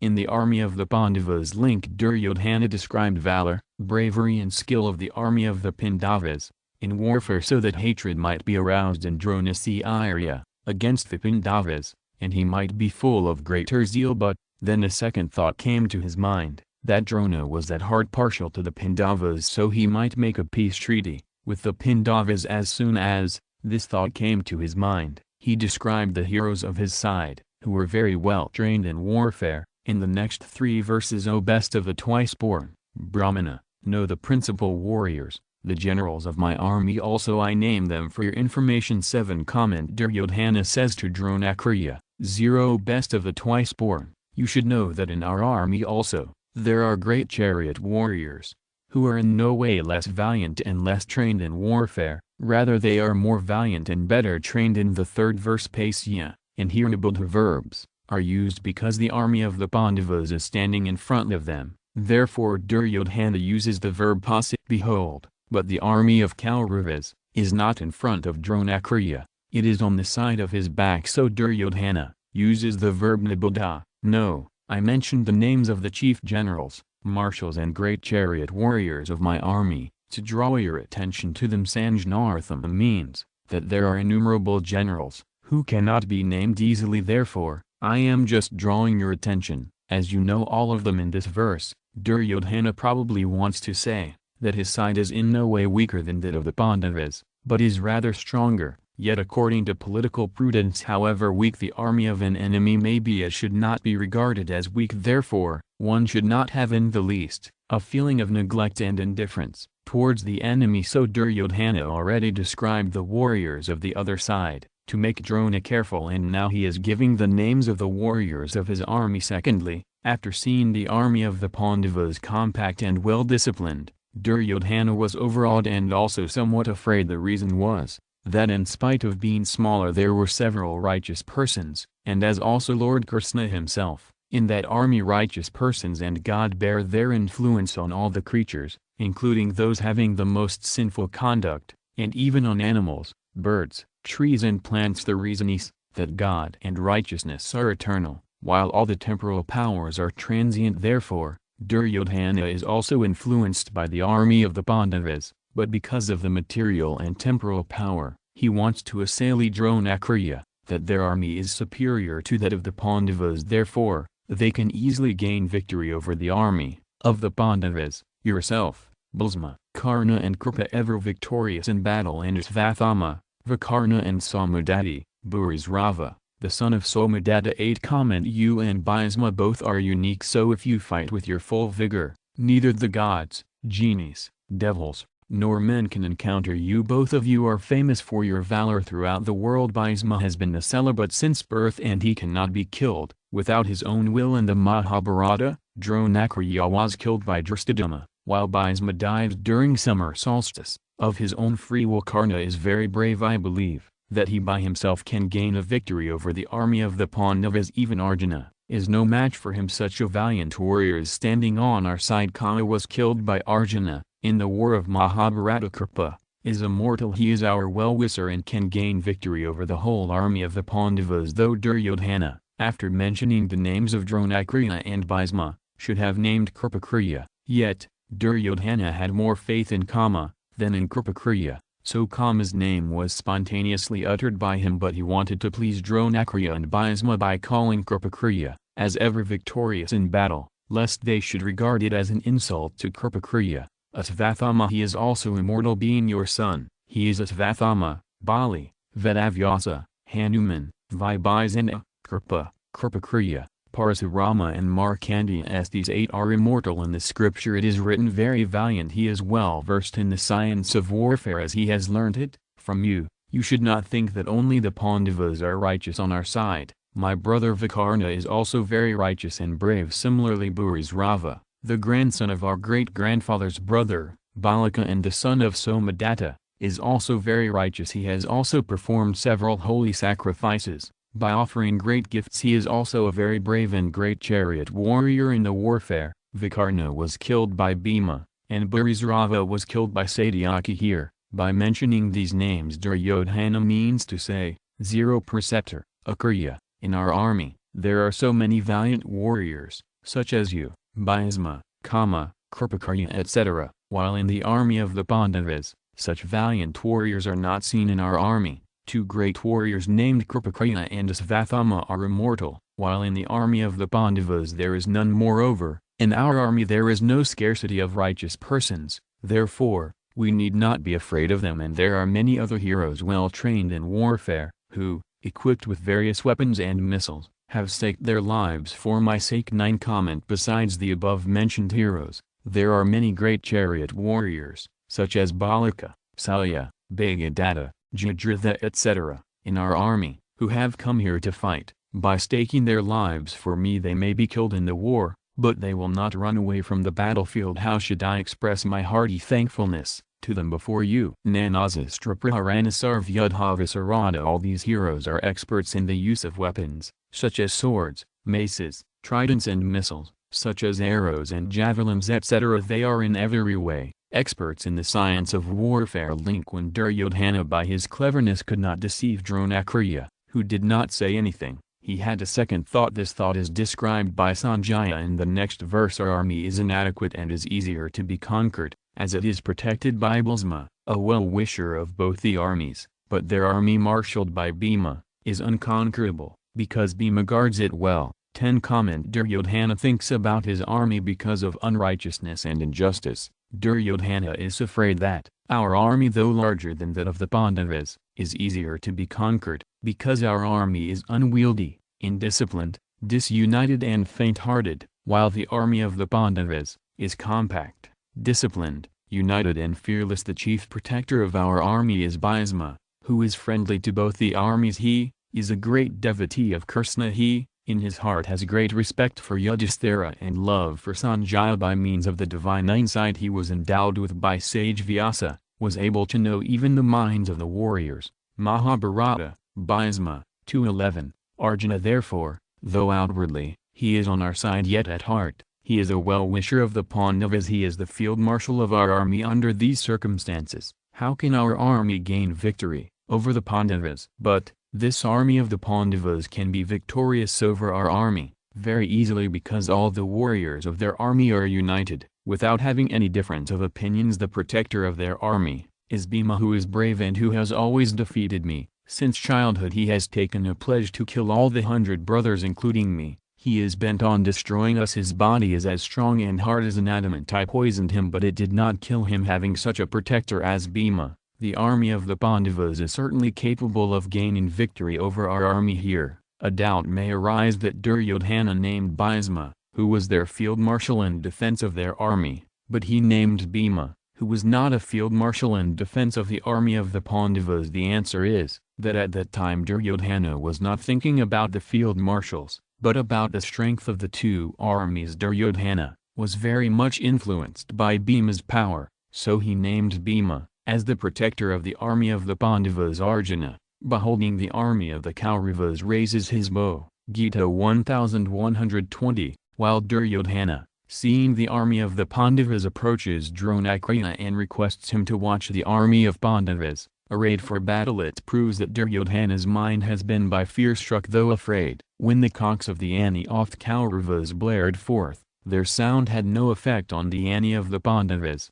But when the conchs of the army of the Pandavas blared forth, their sound rent the hearts of Duryodhana, etc. 113,19. It proves that by following the path of injustice and unrighteousness, the hearts of Duryodhana, etc., had become weak and horror-struck. Yet with his cleverness he wants to please Dronakarya and instigate him against the Pandavas. The reason is that in Duryodhana's heart there are unrighteousness, injustice and sin, and it is a rule that an unrighteous, unjust and sinful person cannot live happily and peacefully. On the other hand, in Arjuna's heart there are righteousness and justice, so he does not play any trick and have any fear to serve his self-interest. He is fearless, courageous and brave. That is why he orders Lord Krishna, Krishna, place my chariot between the two armies. 121. It means that a person who depends on perishable riches and property, etc., and whose heart is full of unrighteousness, injustice and ill-feeling,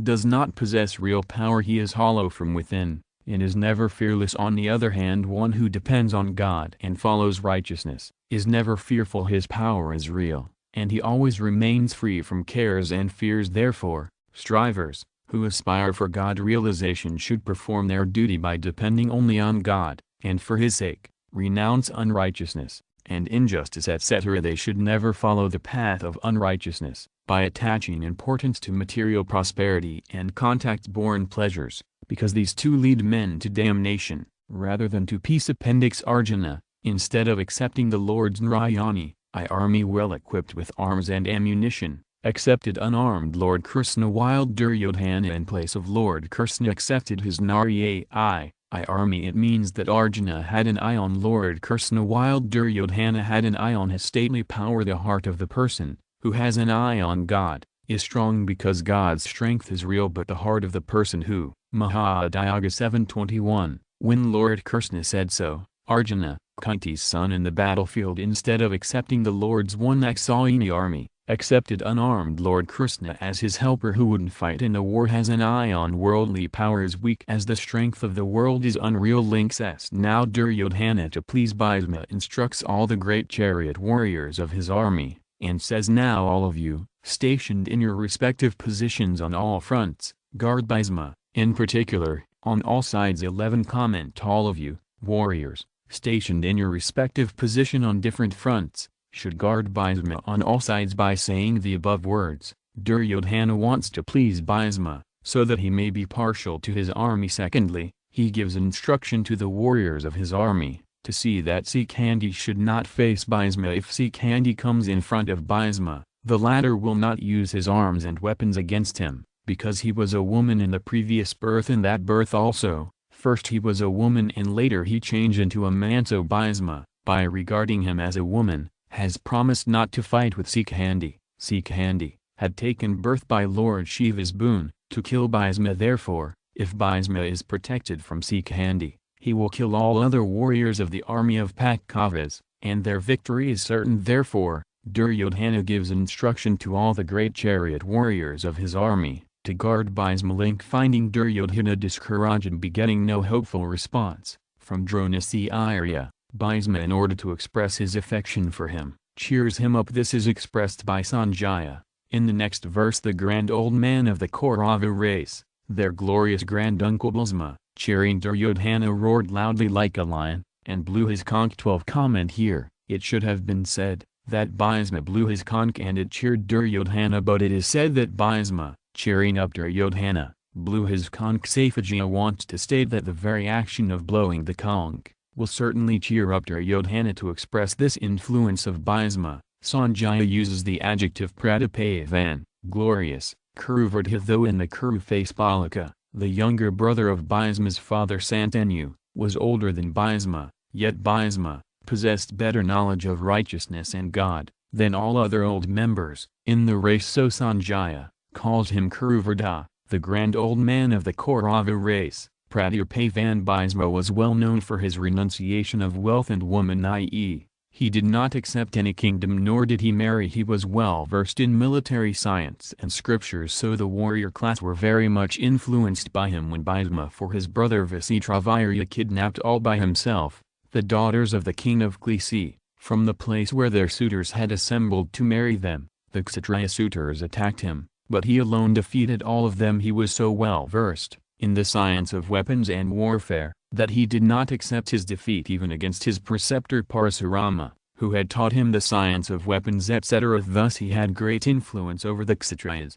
warrior class, because of his skill in military science. When Bhisma was lying on a bed of arrows, Lord Krishna said to Yudhisthira, "If you want to put any question on righteousness, Dharma, ask him now, because the son of the knowledge of scriptures is going to set, i.e., Bhisma, a great scholar of scriptures, is going to die." Thus, we see that he had great mastery over the scriptures and others were very much influenced by this knowledge. Pitamaha. This word seems to mean that Dronacharya did not attach any importance to the tricks played by Duryodhana. He understood that Duryodhana wanted to deceive him, so he remained silent. But Bhisma is the granduncle of Duryodhana, so he sees Duryodhana's childlike behavior in his tricks. Hence Bhisma, unlike Dronacharya, breaks his silence and blows his conch to cheer up Duryodhana and show his affection for him. When a lion roars ferociously, even large wild animals like elephants, etc., get horror-struck. Similarly, by roaring ferociously,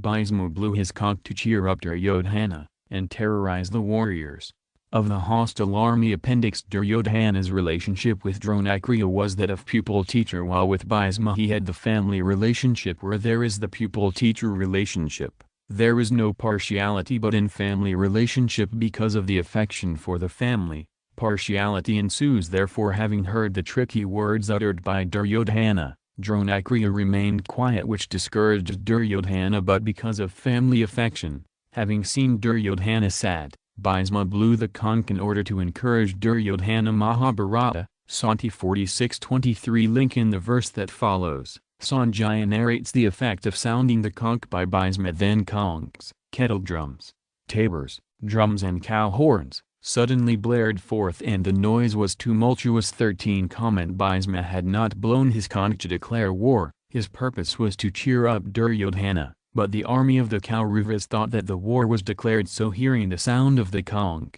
all musical instruments such as conchs, etc., of the Kaurava army suddenly blared forth. Conchs are found in the sea. These are blown in adoration of God, on auspicious occasions and for declaring a war. Kettle drums, Bari, are drums with large hollow bowls of iron, with tops made of skins of buffaloes, and are beaten with a wooden stick. They are kept in temples and forts, and are beaten, specially on functions and auspicious occasions. Tabors, Panava, are small drums like a tambourine. These are made of iron or wood, with tops covered by the skin of goats, and are beaten with hand or a wooden stick. Their beating is regarded as auspicious, as adoration to Lord Ganesha. Anika, drum, is a musical instrument made of clay, with the top covered by leather and beaten with a hand. Gamuka, cow hom, is a musical wind instrument, consisting of a long metal tube usually bent like a serpent, having a cow-shaped mouth and is blown with the mouth. Kaurava Ani was full of great here. Instead of saying that the army of the Kauravas blared forth their musical instruments, it has been said that the instruments blared forth. This construction of the sentence shows enthusiasm and ease of the army enthusiasm. Therefore, as soon as Bhisma blew his conch,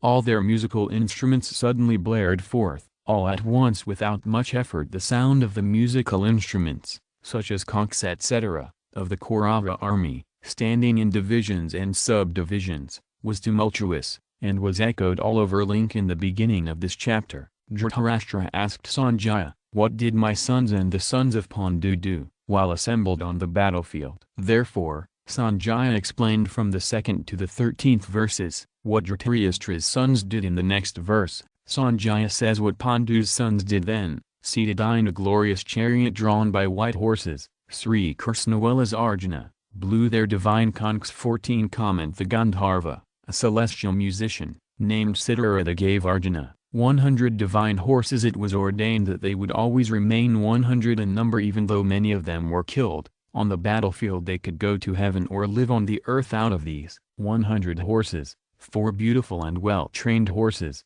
were harnessed to Arjuna's chariot. Mahadisyan deigns to tell the fire god, Agni, suffered from indigestion because a lot of ghee, clarified butter, was offered in a holy sacrifice to him. Therefore, though the fire god wanted to cure his indigestion by consuming medicinal herbs of the Khandava forest, but he was unable to do it because it was protected by other gods. Whenever he tried to bum it, Indra, the king of the gods, extinguished the fire with the rain. At last, with Arjuna's help, Agni cured his indigestion by burning the whole forest, and being pleased with Arjuna, Agni gave him a very large and glorious chariot. As many weapons and missiles as could be accommodated in 9 bullock carts were held in it. It was gilded and glorious, its wheels were strong and huge, its flag shone like lightning over about the yojana, 8 miles, in distance. In spite of being so long it was neither heavy, nor could it stop or be entangled in trees etc. Hanuman, the monkey god,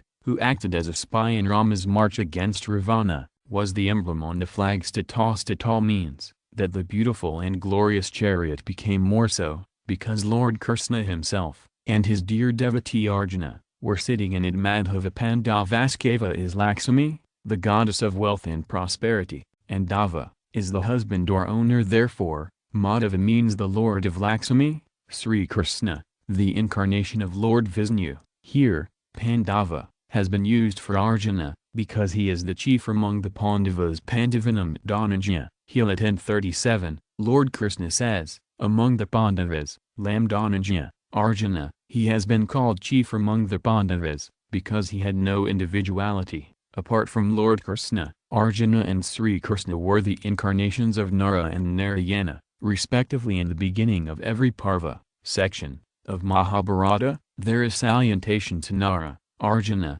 and Narayana, Lord Krishna. Thus, from this point of view also, Lord Krishna and Arjuna both were chiefs. Sanjaya also says in the last verse of the Gita, wherever there is Sri Krishna, the Lord of Yoga, and wherever is Arjuna, the wielder of the bow, Gandiva bow, there are prosperity, victory, glory and righteousness. This is my conviction. 18 and 8. Lord Krishna and Arjuna loudly blew their conchs, which were glorious and divine. Here, it may be stated that it was proper on the part of Bhisma to blow his conch first, because he was the field marshal of the Kaurava army. But how far was it justified on the part of Lord Krishna, the chariot driver of the Pandava army, to blow the conch, when the field marshal, Dristadama of the Pandava army, was there? The answer is that Lord Krishna is ever chief. Whether he works as a chariot driver or a great chariot warrior, he is ever great, whatever the rank he may hold, because his rank is asirta, fixed. He never deviates from his divine nature. In Pandava army, Lord Krishna was the chief and director even when he was a boy. Nanda and Upananda etc. obeyed him. Therefore, they, by obeying him, started to worship Govardhana, a mountain, instead of Indra, the king of gods, who had been worshipped for generations. It means that the Lord, in whatever state, place and circumstance he may jive, is ever the chief. Therefore, Lord Krishna was the first in the Pandava army to blow his conch. One who is really inferior regards himself as superior after getting an appointment to a high post. On the contrary, one who is really superior is superior everywhere, and he elevates the post at which he works. Thus, Lord Krishna, while working as a chariot driver, elevated that post. Linked Sanjaya in the next 4 verses, in explaining the previous verse and giving some more details, describes the blowing of conchs by other warriors. Hrisankesa, Sri Krishna, blew his conch named Pankajanya, Dhananjaya, Arjuna, his conch called Devdatta, while Vrkodara, Bhima, of terrific deeds, blew his mighty conch the Pandra. 15 Comment. Hrisankesa means the master of mind and senses, Lord Krishna, who pervades the mind and intellect of all vis, who is acquainted with the hearts of all the people, arranged on the side of the Pandavas, blew his conch named Pankajanya. Lord Krishna, having killed demon named Pafakajana who appeared in the form of a conch, used him as a conch, so his conch was named as Pankajanya Devadatam Dhananjaya. The word Dhananjaya means conqueror of wealth. At the time of the holy sacrifice named Rajasaya, Arjuna took over wealth of many rulers on gaining victory over them, so Arjuna was called Dhananjaya. Indra, the king of gods, gave Arjuna the conch named Devdatta. While he was fighting with demons named Nivitakavaka etc., it produced such a loud and horrifying sound that the army of the enemies became terror-struck. This conch was blown by Arjuna. Bhima was named Bhimakarma, doer of tremendous deeds, because he killed demons, such as Hidamba, Baka and Jata etc., and valiant warriors, such as Kikaka and Jarasandha etc. in his belly. Besides the heat which helps to digest food, there was a special fire, named Vrka, which digested a lot of food very easily. It was because of his great digestive power that he was named Vrkodar. Thus, Bhima, who was the doer of terrific deeds and possessed strong digestive power, blew his mighty conch, Pandra. Mahabharata, Virata 44:13. King Yudhisthira, son of Kunti, blew his conch Anantavijaya, while Nakula and Siddhva blew their conchs, the Sugyaza and Manapuspaka, respectively. 16 Comment. Arjuna, Bhima and Yudhisthira, the three were Kunti's sons, while Nakula and Siddhva were Madri's sons, so the adjective Kuntiputra, Kunti's sons, has been used for Yudhisthira. Yudhisthira has been called a king because he was the ruler of half of the Indraprastha kingdom before exile, and according to the promise and the law, he should have been a king after living in exile for 12 years and 1 year's incognita residence. Moreover, by calling him a king, Saifajiya wanted the hint that he would be the king of the entire territory. Afterwards the king of Kasi, the excellent archer and Sikhandi, the great chariot warrior, Dristaduma and Virata, and the invincible Satyaki, King Drupada, as well as the 5 sons of Draupadi, and the mighty armed Abhimanyu, son of Subhadra, all of them blew their respective conchs. 17 18 Comment. The great chariot warrior Sikhandi was very brave. He in his previous birth was a woman, the daughter named Amba of the king of Kasi, and in this birth also, was born as a daughter to King Drupada. Afterwards, she became a man by getting manhood from a genie, named Stinikarna. Bhisma knew all this, and therefore, he regarded him as a woman, and did not shoot arrows at him. Arjuna, while fighting, kept Sikhandi ahead, shot arrows at Bhisma and overthrew him from the chariot. Arjuna's son Abhimanyu was very brave in warfare. He killed many warriors, by entering the array of soldiers stationed, in the form of a circle formed by Drona. At last, 6 great chariot warriors of the army of Kauravas, surrounding him by foul means, attacked him with weapons and missiles. He was killed, when Dusasena's son hit him on the head with a mace. Saifajiya mentioned only one warrior named Bhisma, who blew his conch from the Kaurava army, while he mentioned 18 warriors, such as Lord Krishna, Arjuna, Bhima etc., from the Pandava army. It seems that Saifajiya did not want to describe the unrighteous side of the Kaurava army in detail, but he had great regard for Lord Krishna, the Pandavas and the Pandava army,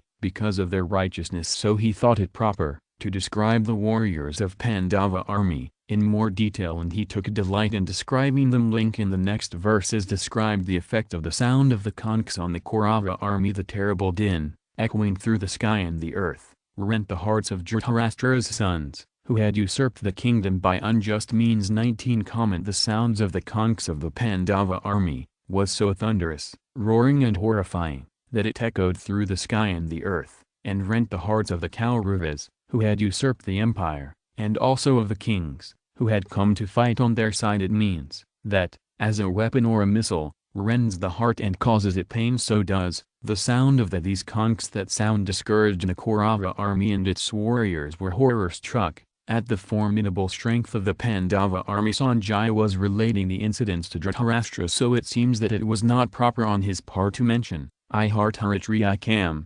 Dhritarashtra's sons. He should have mentioned Tavakananim, his sons and relatives, which would have been polite, but he used the word correctly, because it was justified on his part to use it, as he meant to say that his sons usurped the kingdom. Their hearts were rent, because they were unrighteous. Therefore the use of the word is justified. Further, here a question may arise why there was no effect of the sound of the war instruments, such as conchs etc., of the 11 Aksaini army. In an Aksaini army there are 109,350 foot soldiers, 65,610 horses, 21,870 chariots and 21,870 elephants, of the Kauruvas on the Pandava army. But the sound of the conchs, it was impossible for Duryodhana to have such a large 11 Aksaini of 7 Aksaini army of the Pandavas rent the hearts of the Kaurava. And the answer is that the hearts of those who are righteous and just, are impregnable. Pandavas had ruled over the empire with justice and righteousness, before their exile, and also demanded their empire from the Kauruvas,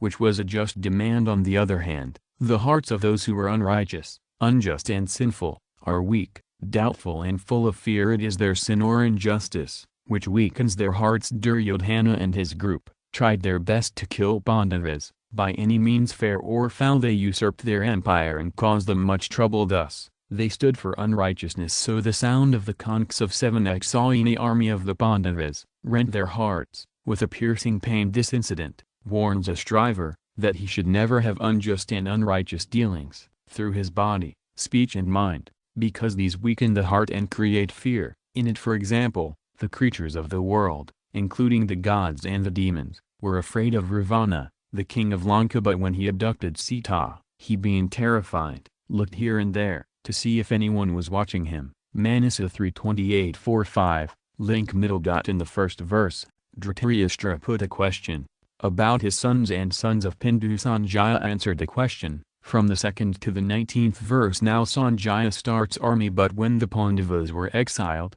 Duryodhana adopted the policy of Yudhisthira, as Yudhisthira ruled over the subjects with justice and righteousness to give them comfort, thinking it his duty. Duryodhana also did the same to establish his influence over them. It was because of his good behavior towards the people for 13 years that the army, which liked the Pandavas, came over to his side. Thus he could win the confidence of 9 Aksaini army because of his good behavior. Lord Krishna gave him 1 Aksaini army. Moreover, he tricked 1 Aksaini army of King Salya of Maadpura to his side, which had been on the side of the Pandavas. Therefore on the side of the Kauruvas there was an army 11 Aksaini in number, while on the Pandava side it was 7 Aksaini. The dialogue in the next verse between Lord Krishna and Arjuna, which is known as the Bhagavad Gita now. 0 Lord of the earth, seeing Dhritarashtra's sons arrayed against him, and the fighting about to commence with missiles, Pandava, Arjuna, whose ensign bears the Hanuman, lifting his bow, spoke the following words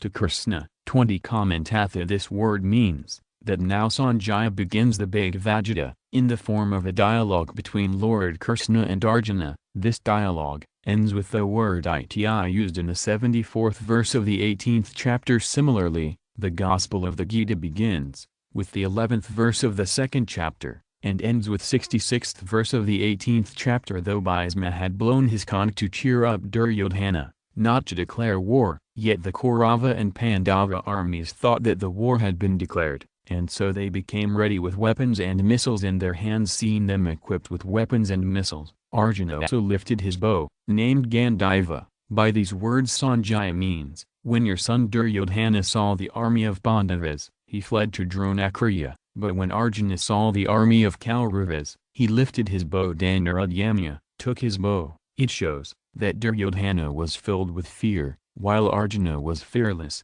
courageous and valiant. Kapavaja. By using this epithet Kapavaja, Sanjaya wants to remind Dhritarashtra of Hanuman, sitting on the banner of Arjuna's chariot when Pandavas used to live in the forest. One day suddenly, the wind dropped a divine lotus having 1,000 leaves before Draupadi. She was very much pleased to see it, and she said to Bhima, 0 Excellent among the brave, bring me several lotuses of this kind. Bhima started to satisfy her desire when he reached the Kadli forest. He happened to meet Hanuman, Both of them talked about many things. At last Hanuman desired to grant him a boon. Bhima said, "May your kindness continue to be with me." Hanuman said, "Zero son of Windgad, when uneasy by being injured with arrows and weapons, enter the army of the enemy and make a roar. I'll enhance that roar by adding my own power to it. Moreover, by sitting on the banner of Arjuna's chariot I'll make such a roar, that it will be deadly terrifying to your enemy, and you will gain a victory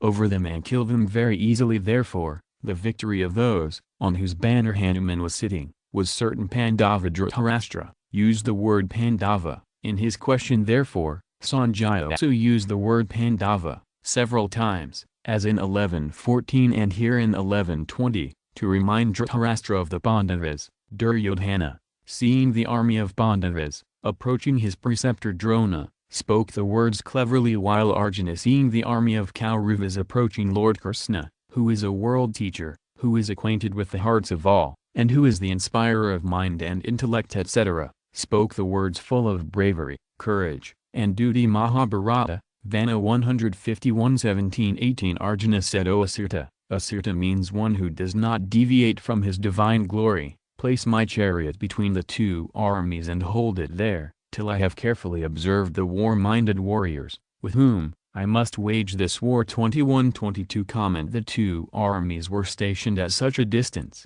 from each other from where they could shoot arrows, etc., at each other. Arjuna asked Lord Krishna to place the chariot in the middle. It was middle in two ways: I, the middle of the breadth of the armies; 2, the middle of the two armies, viz., equidistant from the two armies should be the same. His purpose was to see the two armies easily sent. Rubramadi has been used in the Gita 3 times here, in 1121, in the 24th verse of this chapter, and in the 10th verse of the second chapter. He uses this phrase 3 times, because the first time he asks Krishna to place the chariot between the two armies, 1121, then Lord Krishna, placing the chariot between the two armies, tells Arjuna to behold the Kauravas, 1124, and afterwards, preaches the gospel to despondent Arjuna, right there. 2:10. To begin with, Arjuna was valiant, but when he saw his kith and kin in battle array, he developed an attitude of disinterest, being overtaken by attachment. Finally, Lord Krishna preached the gospel of the Gita,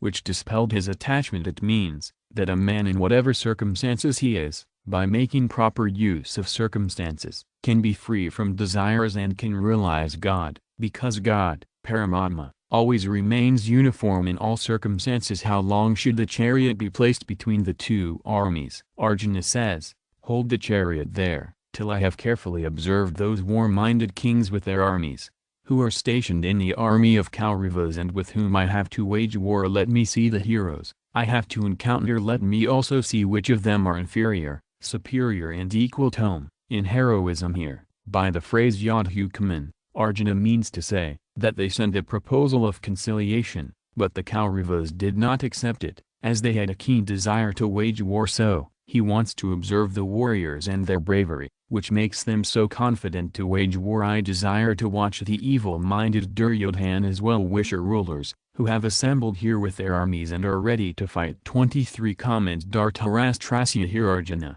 by calling Duryodhana evil-minded, wants to convey how Duryodhana conspired for their destruction several times and tried his best to humiliate them. Arjuna says, there are 2 meanings of the term Dhritarashtra: l. Dhritarashtra's sons or relatives; 2. Those who usurp kingdom. Here this term has been used for Dhritarashtra's son, Duryodhana, lawful owners of half the empire, but he wants to usurp it. He is evil-minded, and these kings have assembled here to try to do good to him, but the duty of a friend is to give him such advice as may add to his welfare now and hereafter. But these kings, instead of removing his evil-mindedness, want to enhance it and are really degrading him. By instigating him to wage war, they are not thinking of his welfare here and hereafter. As friends, they should have advised him to rule over half of the kingdom and hand over the other half to us, the Pandavas. Thus, he would have ruled over half of the empire, and his life in the next world would also have been protected. I want to observe the warriors, who are so impatient to wage war. They have favored unrighteousness and injustice, so they are sure to be ruined in the war against us. Yatshyamnen. It means that Arjuna wants to see those who have a keen desire to fight. Link in the next two verses. Sanjaya tells us what Lord Krishna did after hearing Arjuna's words. Sanjaya Avaka. Sanjaya said, 0 Bharata, born in Bharata family, thus addressed by Gudakesa, one who has control over sleep, viz. Arjuna. Hriksa, the lord of the senses, placed the magnificent chariot between the two armies, in front of Bhisma, Drona and all the kings, and said, 0 Partha, the sons of Pritha, Kunal, behold all these Kuras, assembled here. 24-25. Comment. Gudakesena. Gudakesa has two meanings. Guda means curled and Kesa means hair. It means one having curly hair. 2. Gudaka means sleep and Isa means master. It means one who has conquered sleep. Arjuna had curly hair and he had conquered sleep, so he has been called Gudakesa Vamukta, one who is not a slave to sleep, idleness and worldly pleasures, but is a slave, devotee, to God. God listens to such a person and even obeys him. Having said so, in order to carry out the wish of his devotee friend Arjuna, Lord Krishna placed the chariot between the two armies. Hrsiksa means senses and Isa means lord, thus Hrsiksa means the lord of the senses in the 21st verse, and also in this verse, this word has been used because Lord Krishna, who is the inspirer of minds, intellects and senses and who commands the whole world, has become a chariot driver to carry out Arjuna's wish. It shows how kind he is to Arjuna. Lord Krishna stationed Arjuna's noble chariot in the open space between the two armies. Lord Krishna placed the chariot with his sagacity, at such a point from where his kinsmen such as Bhisma, his preceptor Drona and chief kings and warriors of Kaurava army, could be clearly seen. In the word Kuru, the sons of both Dhritarashtra and Pandu are included, because both of them belong to the Kuru family. Lord Krishna,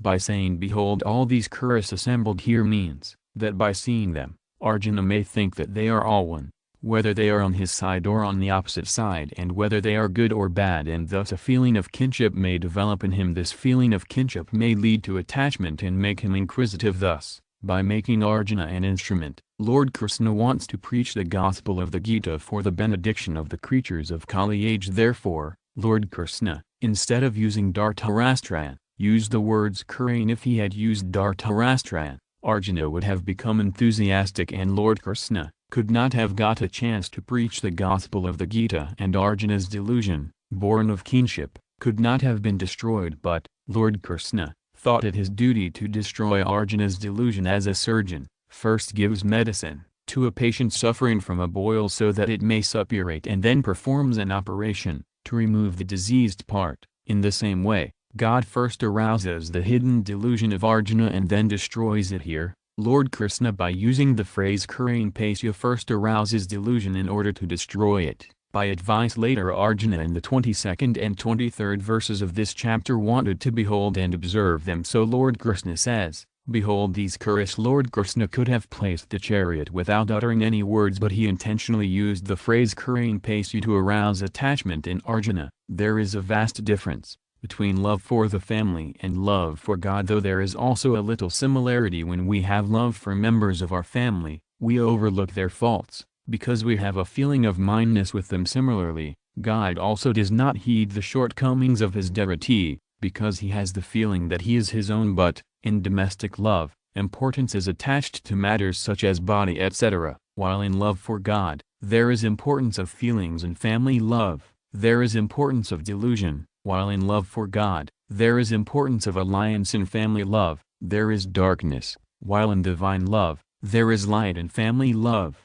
a man is negligent of his duty, while in love for God, being engrossed in love, a man may forget his duty momentarily, but is never negligent of his duty. In family love, there is preeminence of the family, while in love for God, there is preeminence of God. Link in the above-mentioned verse, Lord Krishna told Arjuna to behold the Kurus. In the next verse, Sanjaya describes what happened after that. Standing there, Arjuna then saw in both the armies, his uncles, granduncles, teachers, maternal uncles, brothers, cousins, sons, grandsons, friends, fathers-in-law, and well-wishers, as well. 26. Comment. When Lord Krishna told Arjuna to behold the Kurus on the battlefield, Arjuna saw the members of his family, assembled on both sides. He saw his father's brother, named Bharisrava, who was just like his father. He saw his granduncles Bhisma and Somadatta etc., preceptors as Drona and Kripa etc., maternal uncles, such as Purujit, Kuntibhaja, Salya and Sakunahitk, brothers and cousins Bhima and Duryodhana etc., sons, such as Abhimanyu, Gidodkaka, Laxmana, Duryodhana's son, etc., grandsons, such as the sons of Laxmana, friends of Duryodhana, named as Vathunatk, and also his friends' fathers-in-law such as Drupada and Sabha etc., and also well-wishers, such as Satyaki and Kritavarma etc. Link in the next verse there is description of what Arjuna did, after seeing members of his family, in both armies. Arjuna, the son of Kunti, seeing all those relations present there and standing at their appointed places, was filled with extreme compassion and uttered these following words, in sadness. 27 Comment besides the warriors mentioned in the previous verse, Arjuna saw great-grandfathers, such as Balaka etc., brothers-in-law, such as Dristadama, Sikandi and Suratha etc., sisters' husbands, such as Jidratha etc., and several other relatives, who were posted in different positions in both armies. Sakandya means that Arjuna, who was ordered by Mother Kunti to wage war and who full of valor and stout-heartedness, entered the battlefield to observe the chief warriors of the Kaurava army, was overcome by cowardice after seeing the warriors, who were related to him, through family and learning, on both the sides. Arjuna suddenly developed an attitude of kinship with them because he thought that on both sides there were his kinsmen and they would be killed in the war. In this way it was his family that would be destroyed on either side. Thinking thus, his stout-heartedness gave place to cowardice and he gave up the idea of war. This faint-heartedness has been called by Lord Krishna, in 2-3, Kasmalam viz., dejection, and Hridayadurbalyam viz., weakness of the heart. Arjuna, in 217, also accepted it as Karpanyadasopahatas Vibhava viz., nature being tainted by the weakness of faint-heartedness. Karpyavista means that faint-heartedness is a temporary phase in him, while stout-heartedness is a permanent virtue of his life. Thus the temporary phase of faint-heartedness cannot last too long, while his stout-heartedness will remain forever. What is extreme cowardice? Extreme cowardice in Arjuna is that he does not think and make effort to kill his cruel and unrighteous opponents, such as Duryodhana, Dusasena and Sakuni etc., who, without any reason, insulted the Pandavas, gave them trouble and tried to kill them, somehow or the other. On the other hand, he is taking pity on them, Hila 135,46, and is thus deviating from his duty. Of the warrior class Visadanatama Bravit, Arjuna is very much dejected after thinking over the consequences of a war for the family, tribe and country, and speaks the following words. Arjuna said, O Krishna, at the sight of these kinsmen thus arrayed here, eager to wage war, my limbs give way, my mouth is parched, my body shivers and hair stand on end. The bow, Gandiva, slips from my hand, my skin burns all over, my mind is reeling as it were, and I am not able even to stand. 28-30 Comment Arjuna loved the name Krishna, very much so he has been addressed by this name in the Hila 9 times, more than any other name. Lord Krishna similarly loved Arjuna's name Partha, the sons of Pritha, Kunti. Therefore, while talking together, both of them addressed each other by these names, and this fact was well known to other people also. Therefore, Saifaja at the end of the Hila in 1878 mentions Krishna and Partha Yatra Yogsvar Krishno Yatra Partho Danurdra,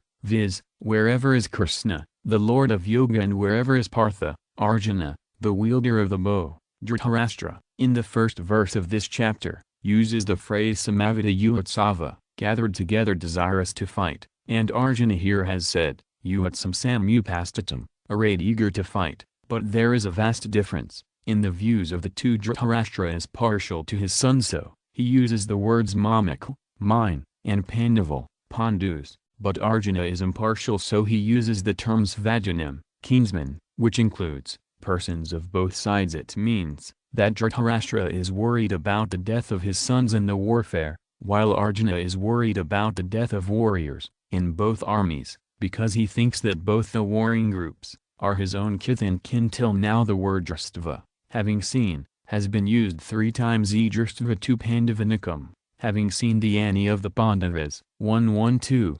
Vyavastatandristva Dhritarashtra, having seen Dhritarashtra's party arrayed, 120, and here Dristvamtvajanam, having seen these kinsmen. It means that there is no change in the attitude of Duryodhana, as far as war is concerned, but there is a lot of change in Arjuna's attitude. First, after seeing the sons of Dhritarashtra, Arjuna, like a hero, gets ready for war, but after seeing his relatives present there, he is overwhelmed with extreme compassion, his bow slips from his hand, and he is not inclined to fight, thinking of the consequences of the war. Arjuna is worried and sad, so his limbs are giving way, his mouth is getting parched, his body shakes, and his hair is standing on an end. The same Gandalva bow, the sound of whose string, terrified enemies, is dropping from his hand, and his skin is burning all over. His mind is reeling, he is in a dilemma, and he is unable even to stand at the war front. He feels as if he will fall unconscious,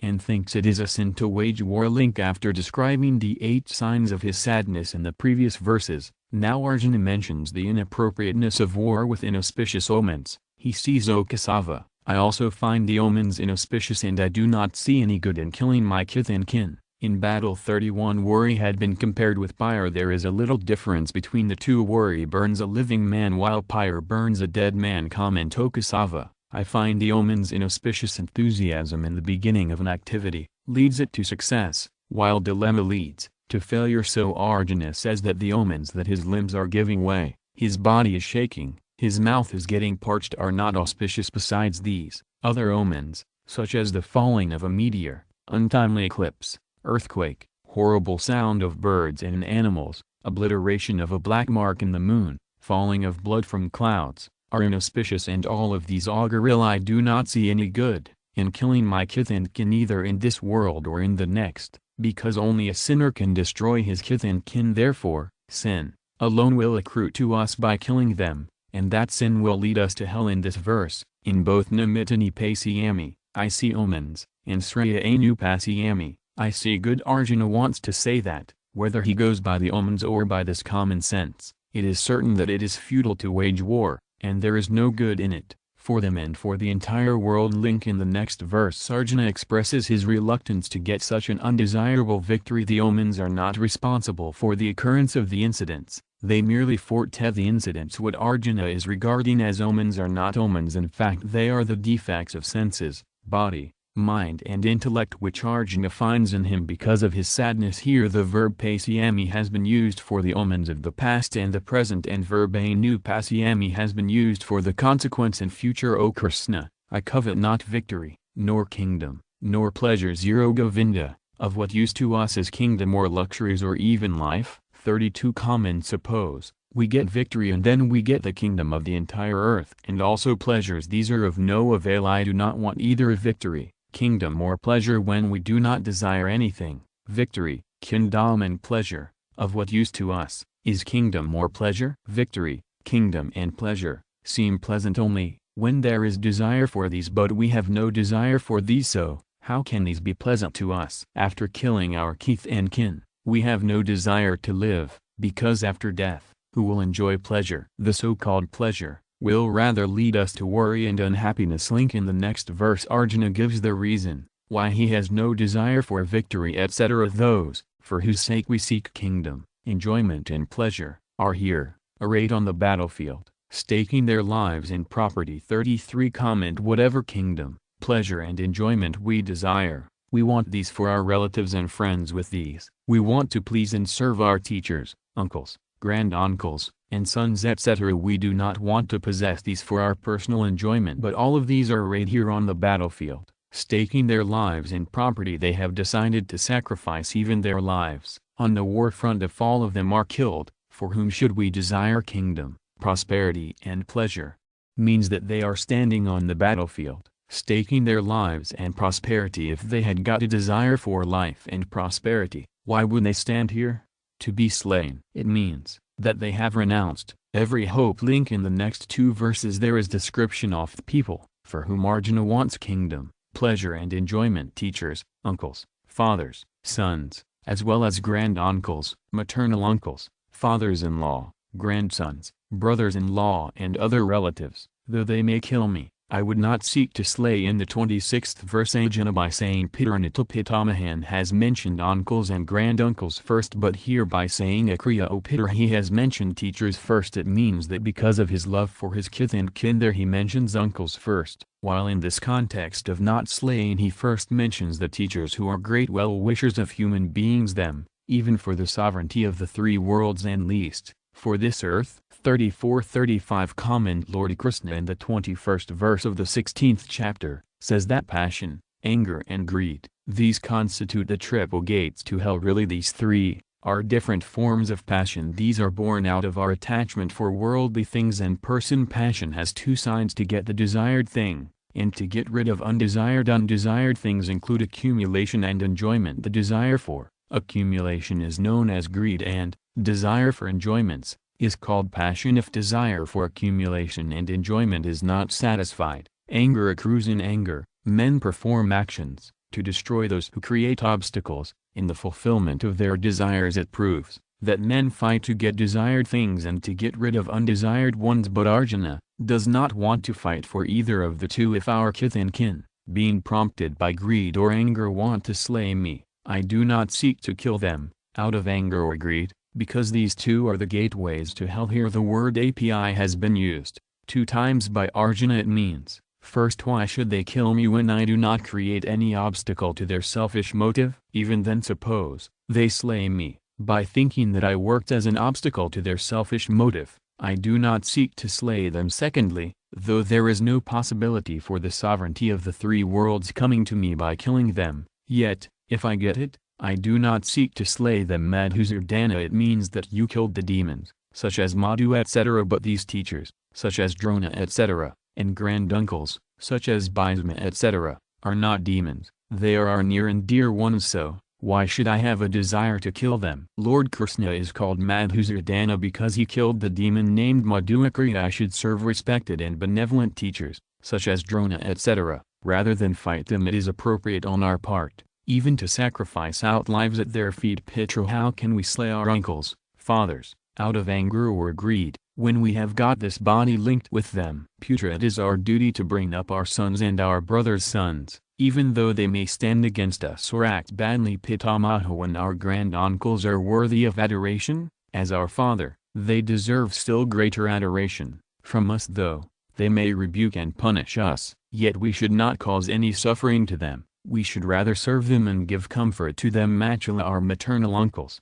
being the brothers of our mothers, who rear us, deserve adoration from us. Visero, these fathers-in-law, are the father to my wife and my brother's wives. They are just like fathers to us, so how can I slay them? Patra, we should bring up our grandsons, in a better way, than our sons, rather than kill them. Sila, how can we slay the loving brothers of our wives? Sambandana, I should serve and bring up all their relatives, rather than kill them. It is improper on our part to kill them, even for the sovereignty of the three worlds linked. Now Arjuna justifies his intention, not to slay his kith and kin, even from a point of view of consequences. O Janardana, Janardana, the name of Sri Krishna means a person who is worshipped by people for prosperity and emancipation. What delight can we derive by slaying the sons of Dhritarashtra? Sin alone will attach us by slaying these desperados. 36 Comment, we cannot derive even the slightest joy by slaying the sons of Dhritarashtra and the warriors of their Ani. If we kill them out of anger or greed,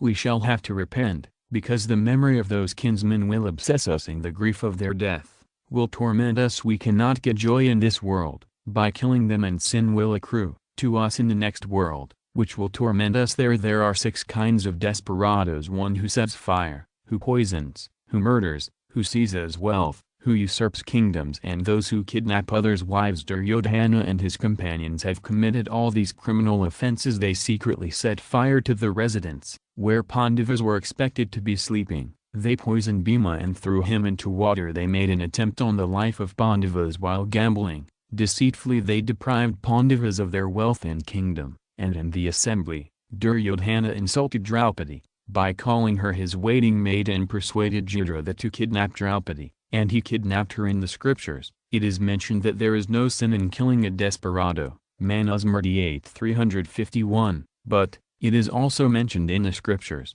that non-violence is of great virtue. Therefore, why should we slay our kith and kin, out of anger and greed. Though Duryodhana etc., being desperados, deserve to be killed, yet sin will accrue to us as a result of such action, because they are our kith and kin. It is mentioned in the scriptures, that Vasistha Smriti 3:19 one who kills his kith and kin, is a great sinner, so how can we kill them? Therefore, it is better to break off our relationship with them, rather than to kill them in the same way, as relationship could be cut off from a son, but he cannot be slain. Link having pointed out the evil consequences of war, Arjuna now dwells upon the sheer impropriety of waging war. O Madhava, therefore we should not slay the sons of Dhritarashtra, our kinsmen, for how can we, by killing our own kinsmen, gain happiness? 37 Comment. The arguments against the slaughter of our kith and kin, advanced so far, from 128 to this verse, are enough to convince us that it is improper to indulge in a destructive activity, like war. How can we, who are regarded as virtuous persons, perform such a hideous act? Madhava, if mere thought of their slaughter is so painful, just imagine how much more painful it would be to slay them. After being blinded by avarice and anger, how can we feel happy after their slaughter? They are our close relations. Delusion, which is born of a sense of mind, deprives Arjuna of his sense of duty. As a member of the warrior class, where there is delusion, there is no discretion. When discretion is suppressed by delusion, the sense of duty gets blurred. Link. The question arises, why Duryodhana does not think along the same lines as you are thinking, since you are also his kith and kin? Arjuna explains this in the 2 verses that follow. Although these people, with their understanding, discrimination, clouded by greed, do not perceive the evil of destruction of their own families and the sin accruing from enmity towards friends, yet zero Janardana, Krishna, why should we, who see clearly the sin involved in the destruction of the family, not think of turning away from such a sin? 38-39 Comment. Greed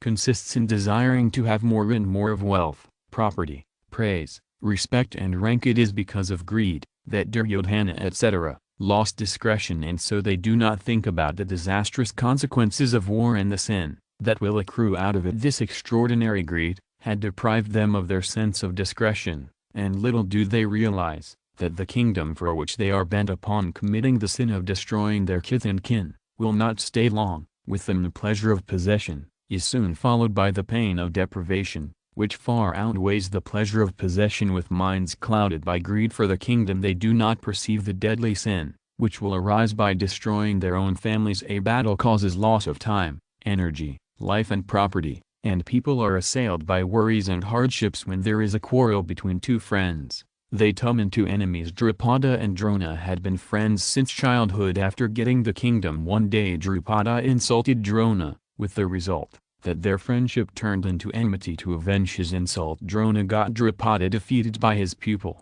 Arjuna, and thus got half of his kingdom. Then Drupada got a holy sacrifice performed to destroy Drona, and thus both Dristaduma and Draupadi were born. Thus, they do not perceive the evil of destruction of the race, and the sin that will accrue from enmity towards friends. An important matter. We managed life well, without things which we do not possess. The paucity of things was not so painful as it is if we miss those things after possessing them. But these things can be with us for a short time only, because these can stay with us so long as our fortune favors us, and then they slip away. Thus, we remain the same as we were. Without getting these, we had to work hard to get them and are now sad after losing them. After